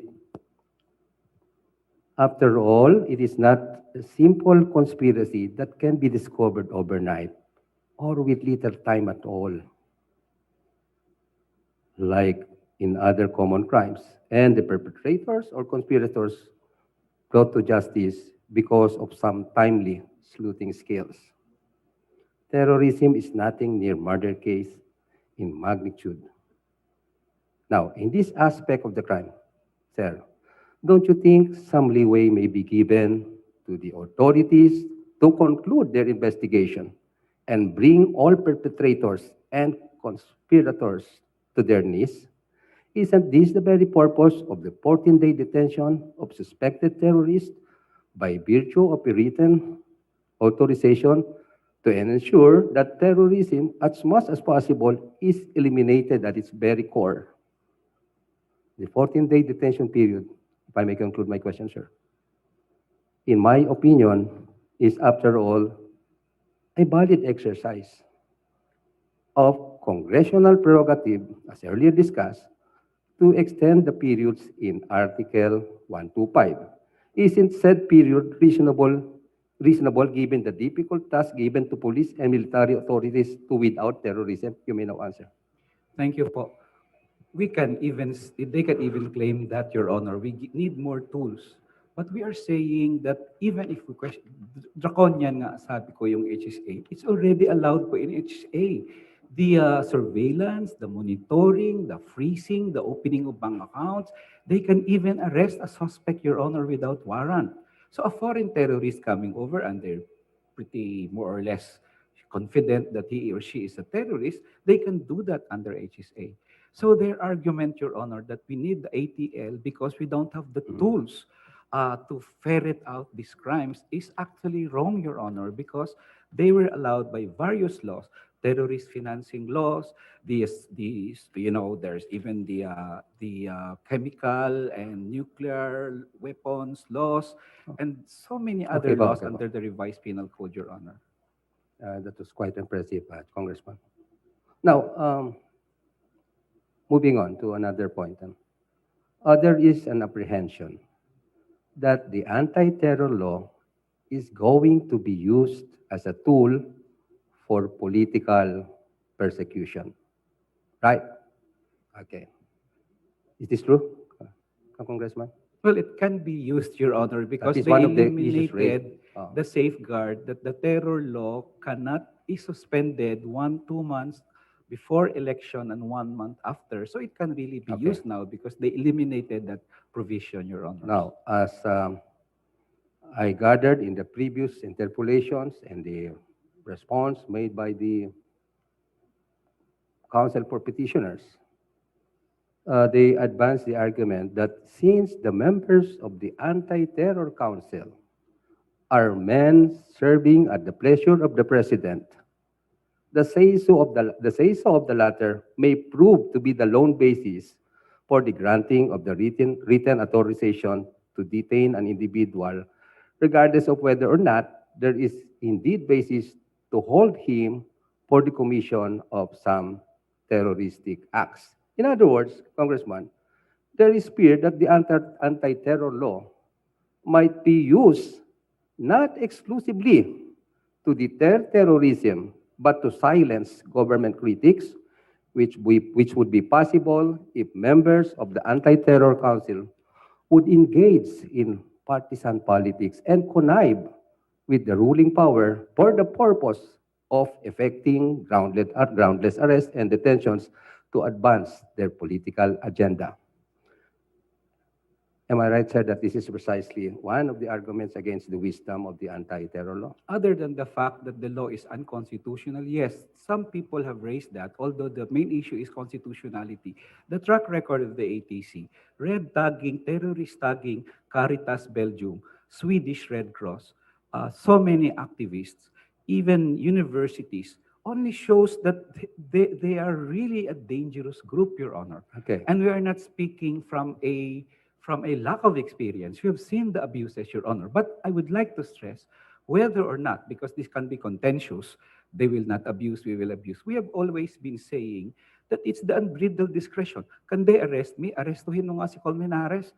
Sir, wala naman tayong ebidensya. Di bali na. Pag nag-bail yan, i-restrict lang natin yan sa munisipyo kung saan siya na, i-house arrest natin. Di tapos. Diba? They can use that, Your Honor. Congressman, but please try to limit your response Yes, to sorry, my Your Honor. the Yeah, topic yes, Your Honor. Thank you po. propounded by this representation, please. Opo. No, but there are other factors that would seem to negate these apprehensions.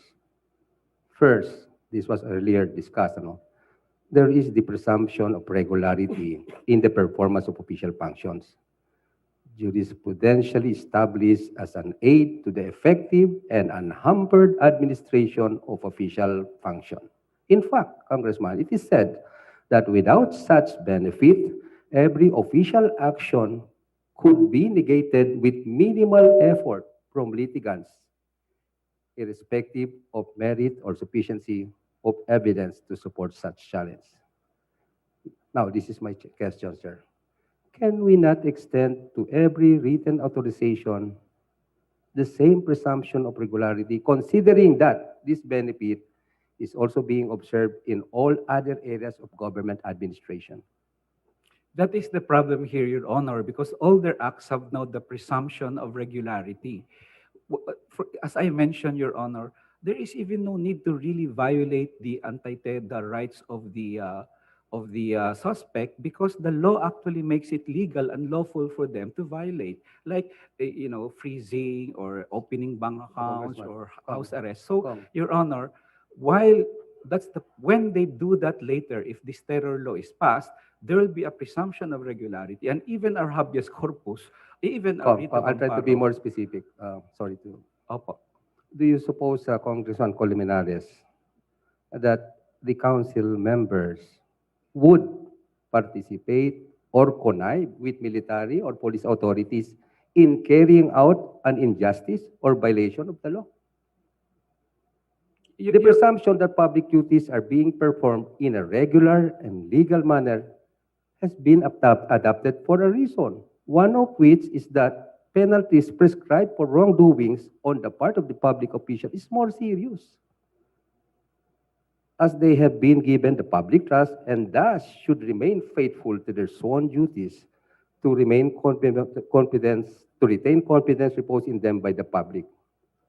I would say that it would have been different, Congressman, if the task of determining the presence of these conditions were made to be undertaken by the military and police authorities, in which case we could expect a possibility of a farce or a false declaration of the presence of such conditions. However, for the council, Congressman, to participate in an outright and blatant subordination of their duties is, to my mind, a bit of a stretch. How do you see it, Counsel, from your viewpoint? Thank you po. Yes, well, the track record itself, Your Honor, shows. They have publicly announced I'm under surveillance. They have filed cases against me. Imagine, Your Honor, for kidnapping. Kidnapping, Your Honor. Okay. And crimes against humanity and so on. They have filed cases against many activists. They have red tag, as I mentioned, almost all sectors of life. So what was the purpose there? For us, Your Honor, it strikes a firm conviction that they will actually use this not for the terrorists. And you're talking really. from personal experience. Yes Congressman. po. And also, as I personal knowledge din in a sense, others, Your Honor. But as I would like to reiterate, the issue here is the fact that this law is unconstitutional and they're given unbridled discretion to use it on a maute or a colmenares, Okay, Your Honor. I'll raise another point. Salamat Still on, the council. Medyo importante po yan. There is another seemingly valid point. Again, in my opinion lang yan, Congressman. Opo. Is there anything in the Anti-Terror Act that would exempt members of the Anti-Terror Council from administrative or even criminal sanctions should they issue a completely baseless written authorization? If there is none, wouldn't sanctions or penalties like those imposable for perjury or under the Anti-Corrupt Practice Act adequate deterrent to prevent council members from issuing bogus written authorizations? I couldn't imagine of any, Your Honor, because Section 4... Wala.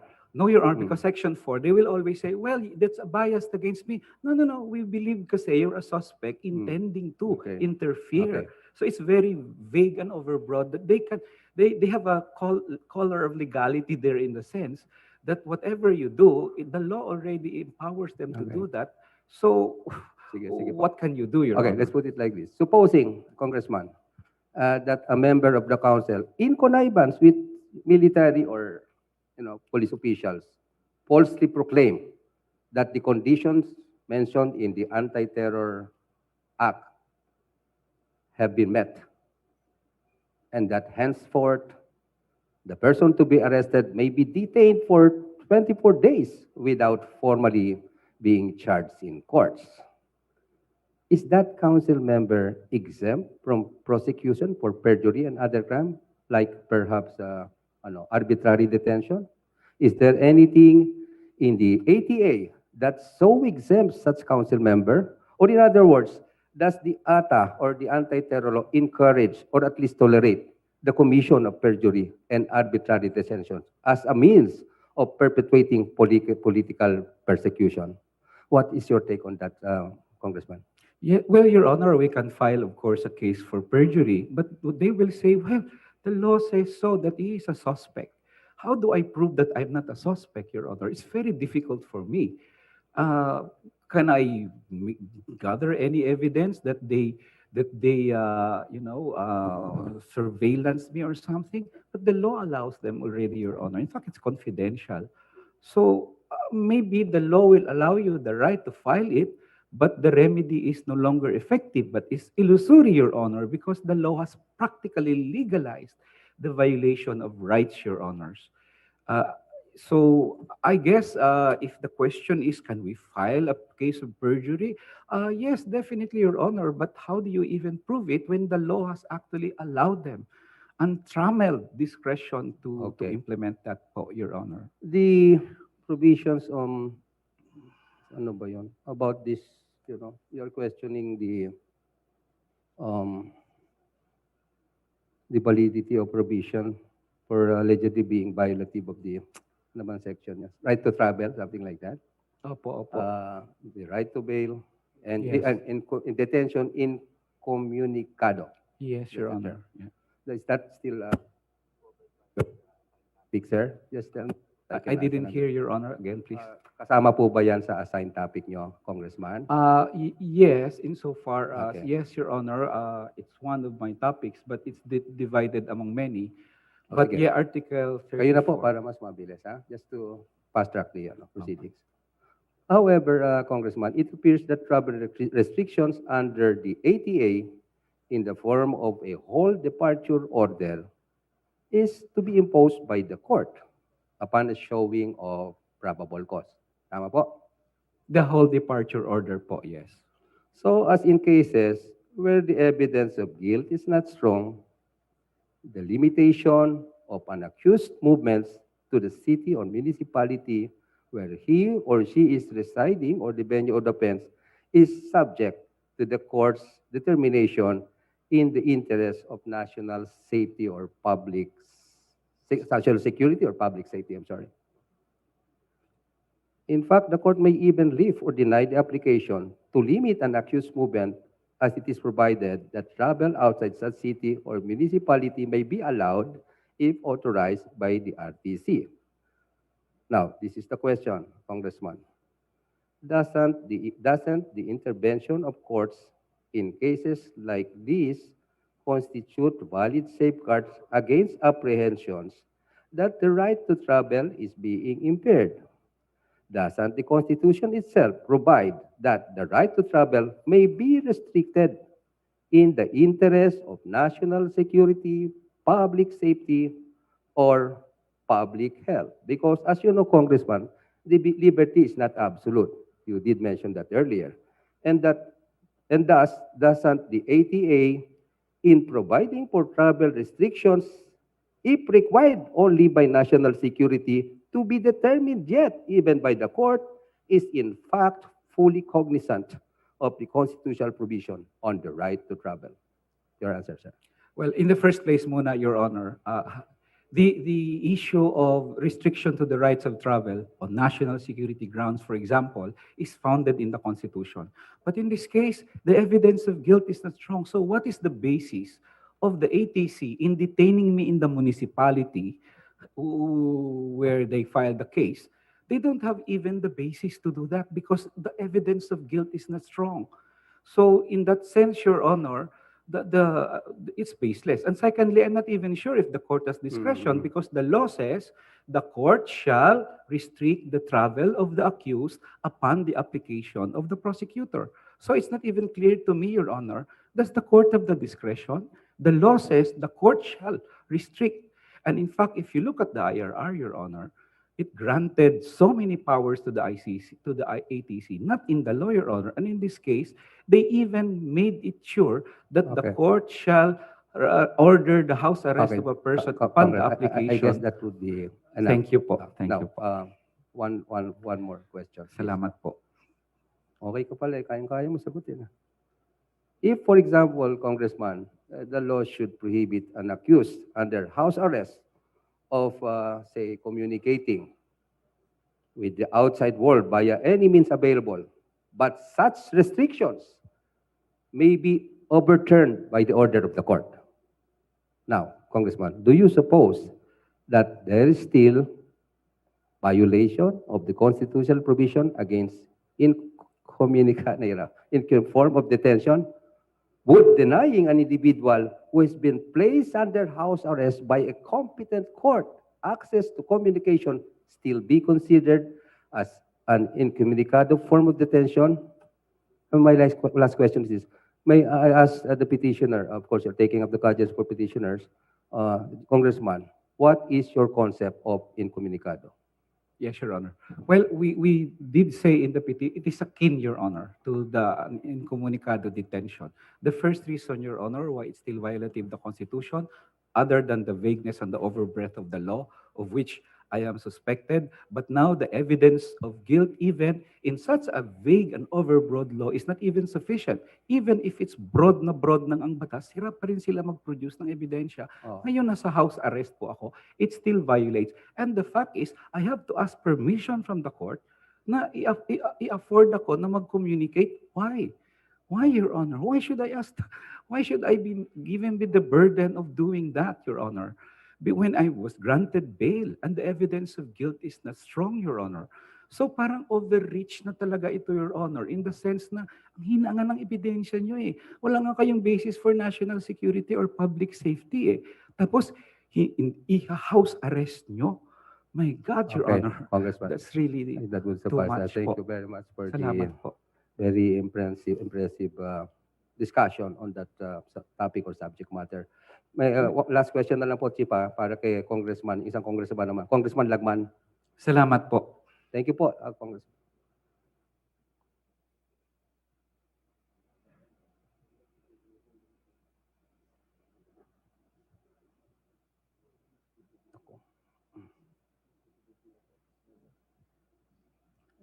Good afternoon po, Kong. Good afternoon, In the Your Honor. second paragraph of Section 29, okay ba kayo? Section 29, sir? Yes, Your Honor. Okay, good. The arresting or apprehending officer is mandated to inform the judge nearest the place of arrest or apprehension of what? The details pertaining to the arrest, correct? Sir? Yes, Your Honor. Okay, good. That's the provision of the law. Yes po. But it will be noticed that that notice is not even under oath. The law does not require that the notice That's so. to the You're a judge keen should be under observant, oath. Congressman. I did not see that. Anyway, thank you for the information. I will continue. Proceed with my. Now, well, Congressman, what do you suppose is the purpose of the notification? Well, that is supposed to be a safeguard. Okay. But if we compare that to the Human Security Act, that safeguard is actually so nebulous. Because under the National Security Act, the suspect should be brought before the judge, okay, so that the judge can determine the identity of the captors and the suspect. The judge can also determine why the suspect has been arrested, and also to determine whether the suspect Okay, has good, been good. subjected to torture. I'll now go to my next question, with your permission. Now, upon being notified of such arrest or apprehension, Congressman, what do you think at that point are the remedies of the arrested individual, and what courses of action, if there's any, may the judge take under the circumstances? Well, under the circumstances, Your Honor, if the ATA is not declared unconstitutional, more particularly Section 29, then the remedies of the detained suspect would be illusory and theoretical, because Why is that, Counsel? he could apply, for example, for habeas corpus, but then the ATA or the enforcing agent will always say there is a legal cause because there is an authorization from ETA. Sige. Then he could not even apply for a writ of amparo because it's the same reason. Okay. The, Of course, the Congressman. detention is supposed to be legal until Section 29 is declared unconstitutional. It is also required that the Commission on Human Rights be notified of such arrest or apprehension. Now, this is my question. Don't you think that under these circumstances, sufficient safeguards have been afforded the arrested individual to militate against any violation of his basic human rights, considering that he or she at that point is given the right to consult or be seen by his counsel? The notification to the Commission on Human Rights, Your Honor, is not an adequate safeguard. Okay. Now, do you think Section 29 does away with the provision of the law on warrantless arrest? Does it authorize warrantless arrest on mere suspicion alone that the person to be arrested has committed an act punishable under the Anti-Terror Act? Or is it required that before an arrest is made, an act punishable under ATE has just been committed or is being committed, and there is reasonable ground to believe that the person to be arrested is responsible for it? It appears, Your Honor, that the intention really is to create another instance of warrantless arrest. But in a case of warrantless arrest, Your Honor, the arrest is not made on mere suspicion, because the arrest is made because of implug delicto, or because of flight, or because a person has escaped from detention or from a penitentiary. So in this particular case, the fourth instance of warrantless arrest, aside from being not consistent with the three other instances, it also amends the rules of court on warrantless arrest. And the Congress cannot do this because the power of the Supreme Court to promulgate rules protecting constitutional rights is exclusive, and it cannot be interfered with by the Congress. I'm about to wrap up, Congressman. Okay ba kaya kabasa Section 27? One last question na lang to. It's already Yes, Your gone Honor. beyond the time allocated for my Yes, Your Honor. interpellation.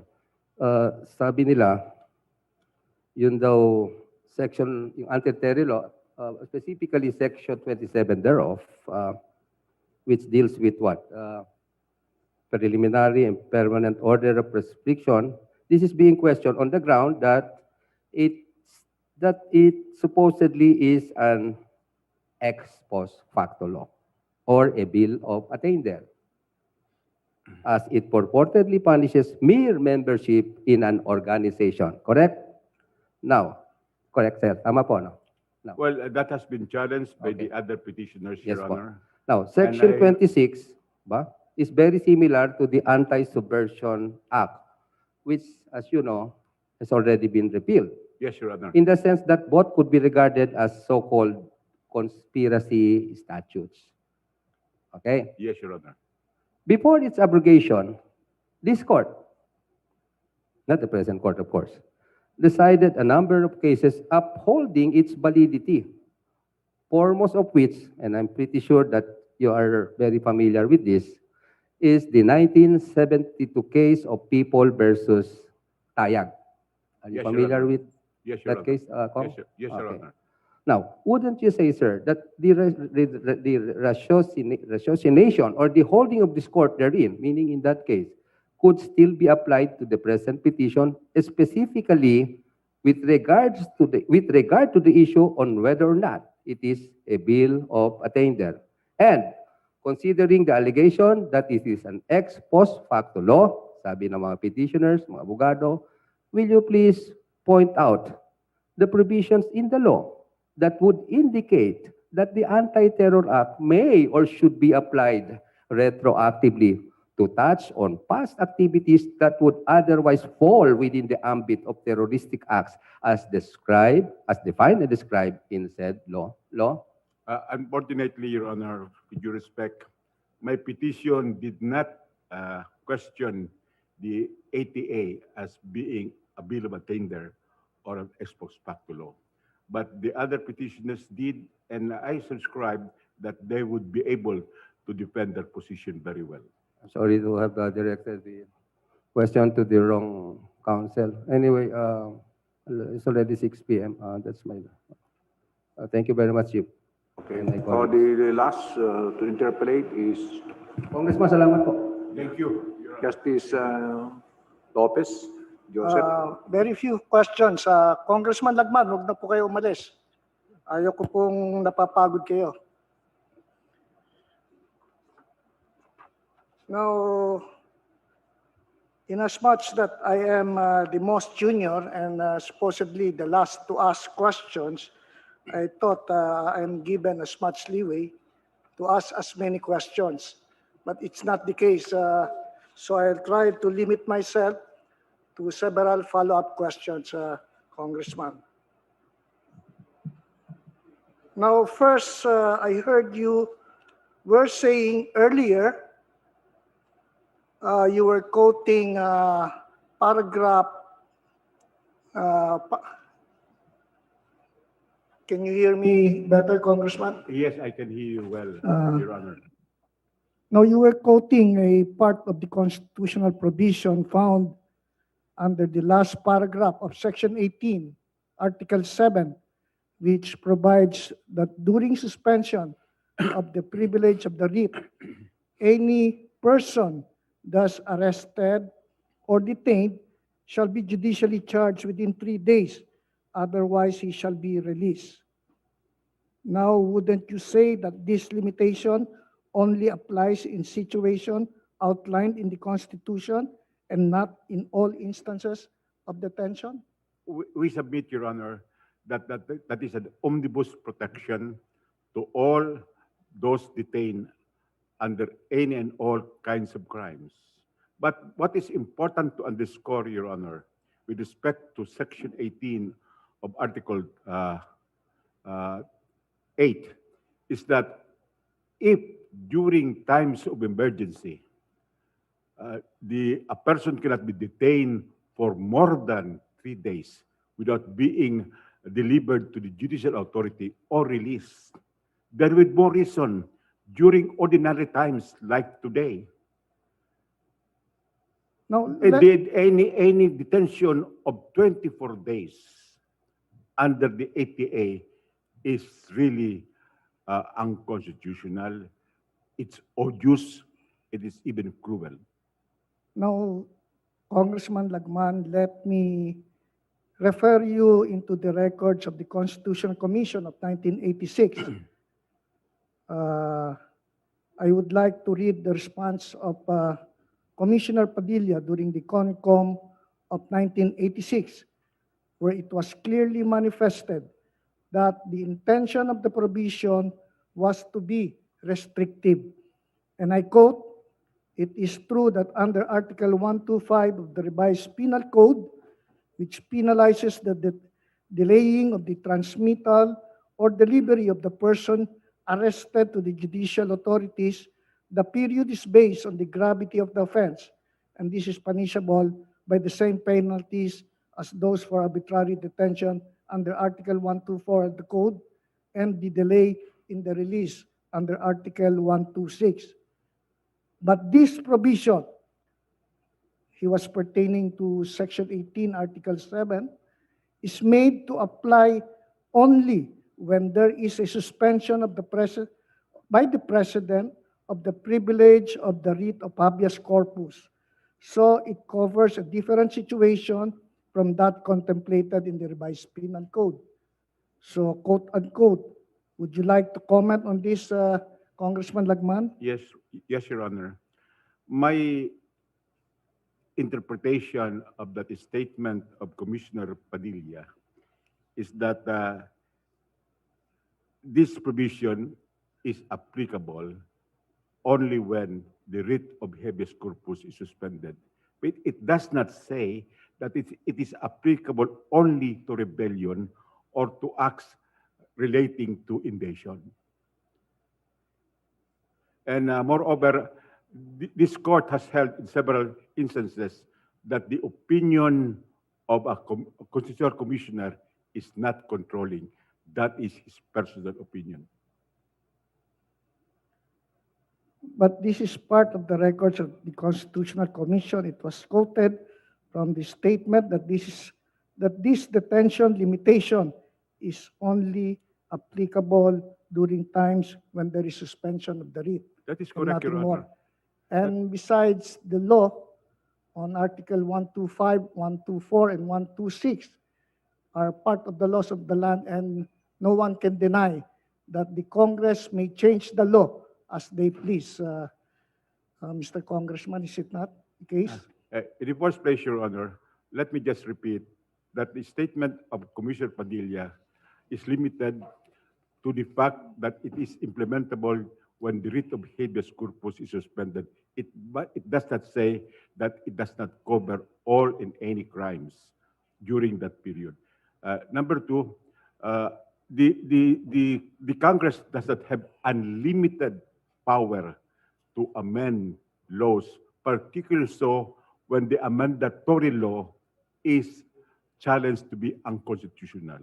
For example, Section 29 cannot amend the particular article in the revised penal code because Section 29 is irremediably unconstitutional because it substitutes executive warrant to judicial warrant. It substitutes suspicion to probable cause. And there are no standards by which the ATC would exercise its power to give a written authorization for detention, which includes the warrant to take a person under custody, because there can be no detention without arrest and custody. But Congressman, is it not clear that under the implementing rules issued by the DOJ, there was they were not talking about warrant of arrest, but it is about warrantless arrest. But I need not go into that because it has been explained earlier already. Now, anyway, going to another topic, since under time constraint, and I promise I'll be given only about 10 to 15 minutes to finish all my questions. Now, does designation amount to a declaration that a person is a terrorist? This can be found under the ATA law. Is it designation, is the designation made by the council a declaration that a person is already a terrorist? Effectively, Your Honor, one who is declared under that section, whether a person or an association or a group of persons, would be subsumed under an accusation that one is a terrorist. Is it not the case that They will have to undergo an application of proscription filed by the DOJ and only upon the authority of ATC and recommendation of the National Intelligence Coordinating Agency before a person can be declared terrorist, and not a declaration by the ATC alone.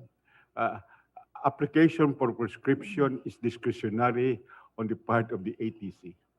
It may or it may not apply for prescription. And if it does not apply, then its designation stands. Well, again, Congressman Lagman, sir, under Section 6.9 of the implementing rules and regulations of the ATA law, a person designated by the ATC as committing acts of terrorism may apply for the listing within 15 days from publication on several grounds. Given the recourse of the listing, would you agree with me that designation will not really create a threat to the rights of a person? Your Honor, the issuances under the implementing rules and regulations cannot amend or modify the law. It could not even rectify the mistakes in the law. It cannot improve the law, Your Honor. We're going to another topic before my time is up. Congressman Lagman, you mentioned also about a certain case. This is Dicini versus Secretary of Justice. I don't know if it was you who mentioned it earlier. Section 12 of the Cybercrime Prevention Act, which empowers law enforcement authorities with due cause, let me repeat that, quote unquote, with due cause, to collect or record by technical or electronic means traffic data in real time, was declared unconstitutional by this court, and the phrase with due cause was declared by this court as too sweeping and lacks restraint, for it lacks reference to the probable commission of a particular crime. Now, unlike the Cybercrime Prevention Act, would you agree with me that ATA contains sufficient safeguards to protect a person's right to privacy insofar as the collection of data is concerned?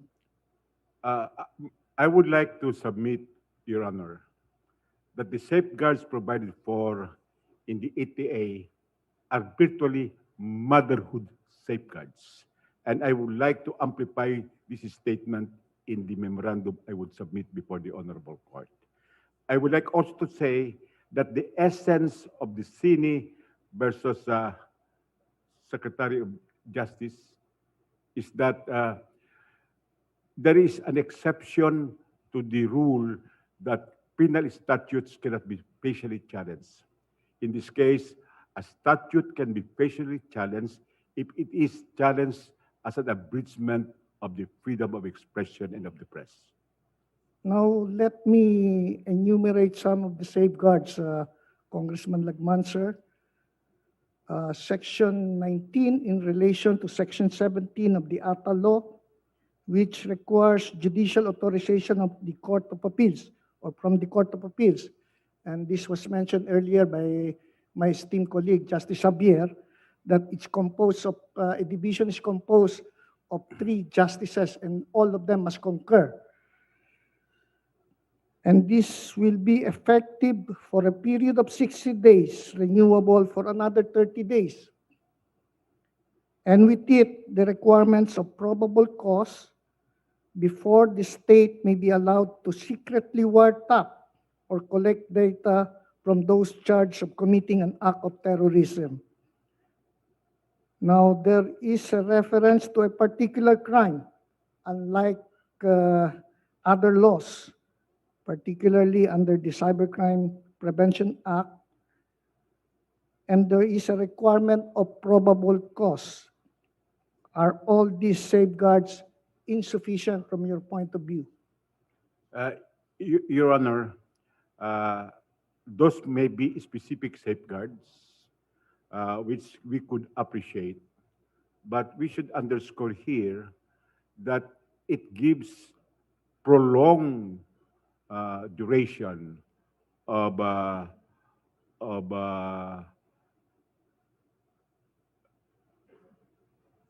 watching or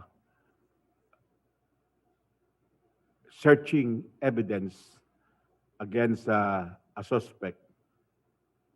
I suppose, Your Honor, those safeguards are diminished because of the prolonged period which may be awarded to the enforcement agents. Again, we are going to amplify this in our memorandum, Your Honor. Thank you, Congressman. Now, assuming that communication or data of a person charged or suspected of committing an act of terrorism is obtained by the state, would that person lose reliefs intended to protect his or her privacy, such as a petition for a writ of habeas data for the destruction of data obtained by the government, or the right to remove or destroy data concerning false personal information pursuant to the Data Privacy Act? Can you explain, Your Congressman Honor, Lagman? in this advanced stage of technology, there are those who submit that the right to privacy is really a very superior right. And for this reason, there is need to really give ample protection to the right of privacy. Now, talking about privacy, Sir, Chief, can I ask for an extension of 5 minutes? Yes, of course, you can have another hour. Now, let us go to the concept of surveillance vis-a-vis the right to privacy. Now, pursuant to Section 16 of the ATA law, in Gamboa versus Chan, this court has held that when the right to privacy finds tension with a competing state objective, the courts are required to weigh both these notions. The right to privacy may thus succumb to an opposing or overriding state interest deemed legitimate and compelling. Would you agree with me that the proposition that the right to privacy must give way in order to curb threats of terrorism? Your Honor, to a certain extent, I would agree, but I would submit, Your Honor, that the compelling state policy should be tested with strict scrutiny, so much so that if there can be other means of implementing that policy, which is less stringent and less violative of the right of privacy, then that should be done. Now, Congressman Lagman, you mentioned about strict scrutiny. I think this is a concept adopted by the U.S. Supreme Court. But let me refer you and let us borrow from another country's experience. The method of intelligence gathering via wiretapping and intercepting communication was a crucial component in USA Patriot Act of 2001, which was enacted right after the advent of the September 11 attacks on the Pentagon and the World Trade Center. These provisions have been credited for the success of hundreds of anti-terrorism operations since 2001, such as the thwarting of a terrorist plot on airplanes between US and UK that would have caused, and I quote, mass murder on an unimaginable scale. In fact, the New York Times, in an article dated August 10, 2006, reports that the plotters had planned to use liquids in drink bottles smuggled in hand baggage to combine into explosive cocktails aboard the flights. Thus, if agents were not equipped with this tool to monitor such communication, they would have had blood on their hands.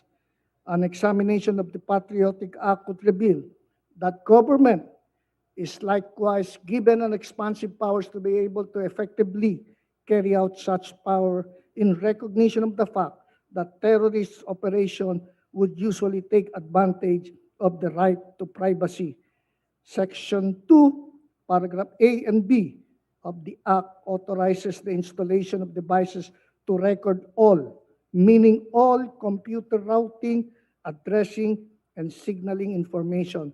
The government is able to access this information, meaning U.S. government, to merely certifying that the information likely to be obtained is relevant to an ongoing criminal investigation.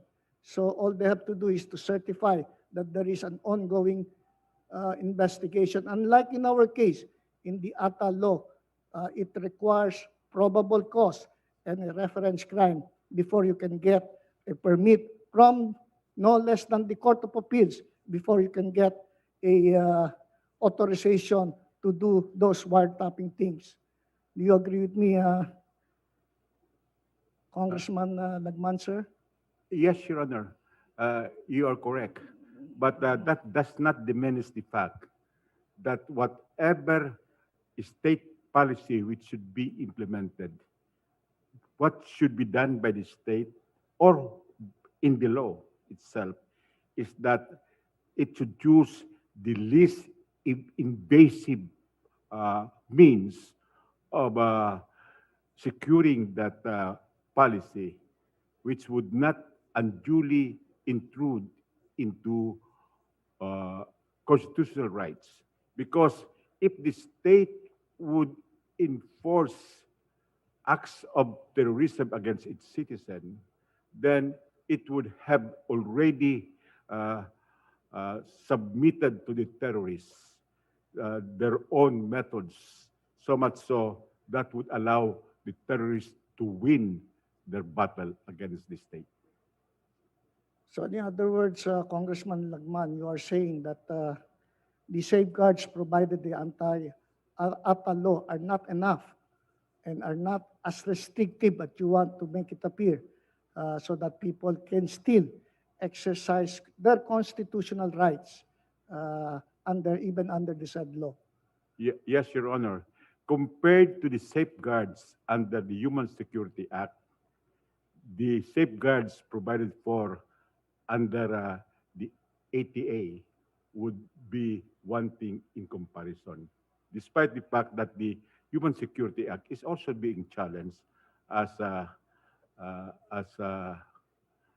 not completely protective of civil liberties. So thank you, Mr. Congressman. As promised, I have limited myself to 15 minutes, and thank you for patiently responding to all my questions. Thank you, sir. Thank you Chief. so much, Your Honor. Before we conclude, there is a request from the, thank you, Congressman, Solicitor General, that if you are already through with your opening statement, can you furnish the court copies of your opening statement not later than Friday? Justice Rory, not later than Friday? Yes. Can you do that, Mr. Solicitor General?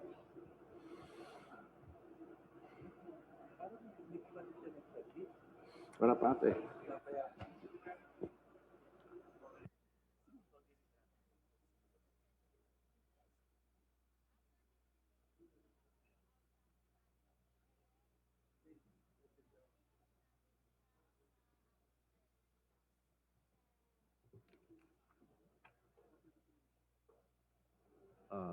Your Honor, Chief, how many days?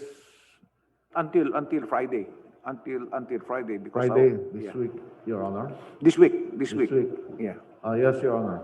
Thank you. We will do. Thank you. Okay then. Okay. Thank you. So after the conclusion of the interpellation of the counsels of the petitioners, we will continue the hearing next Tuesday, March 16, to hear the arguments of the Solicitor General.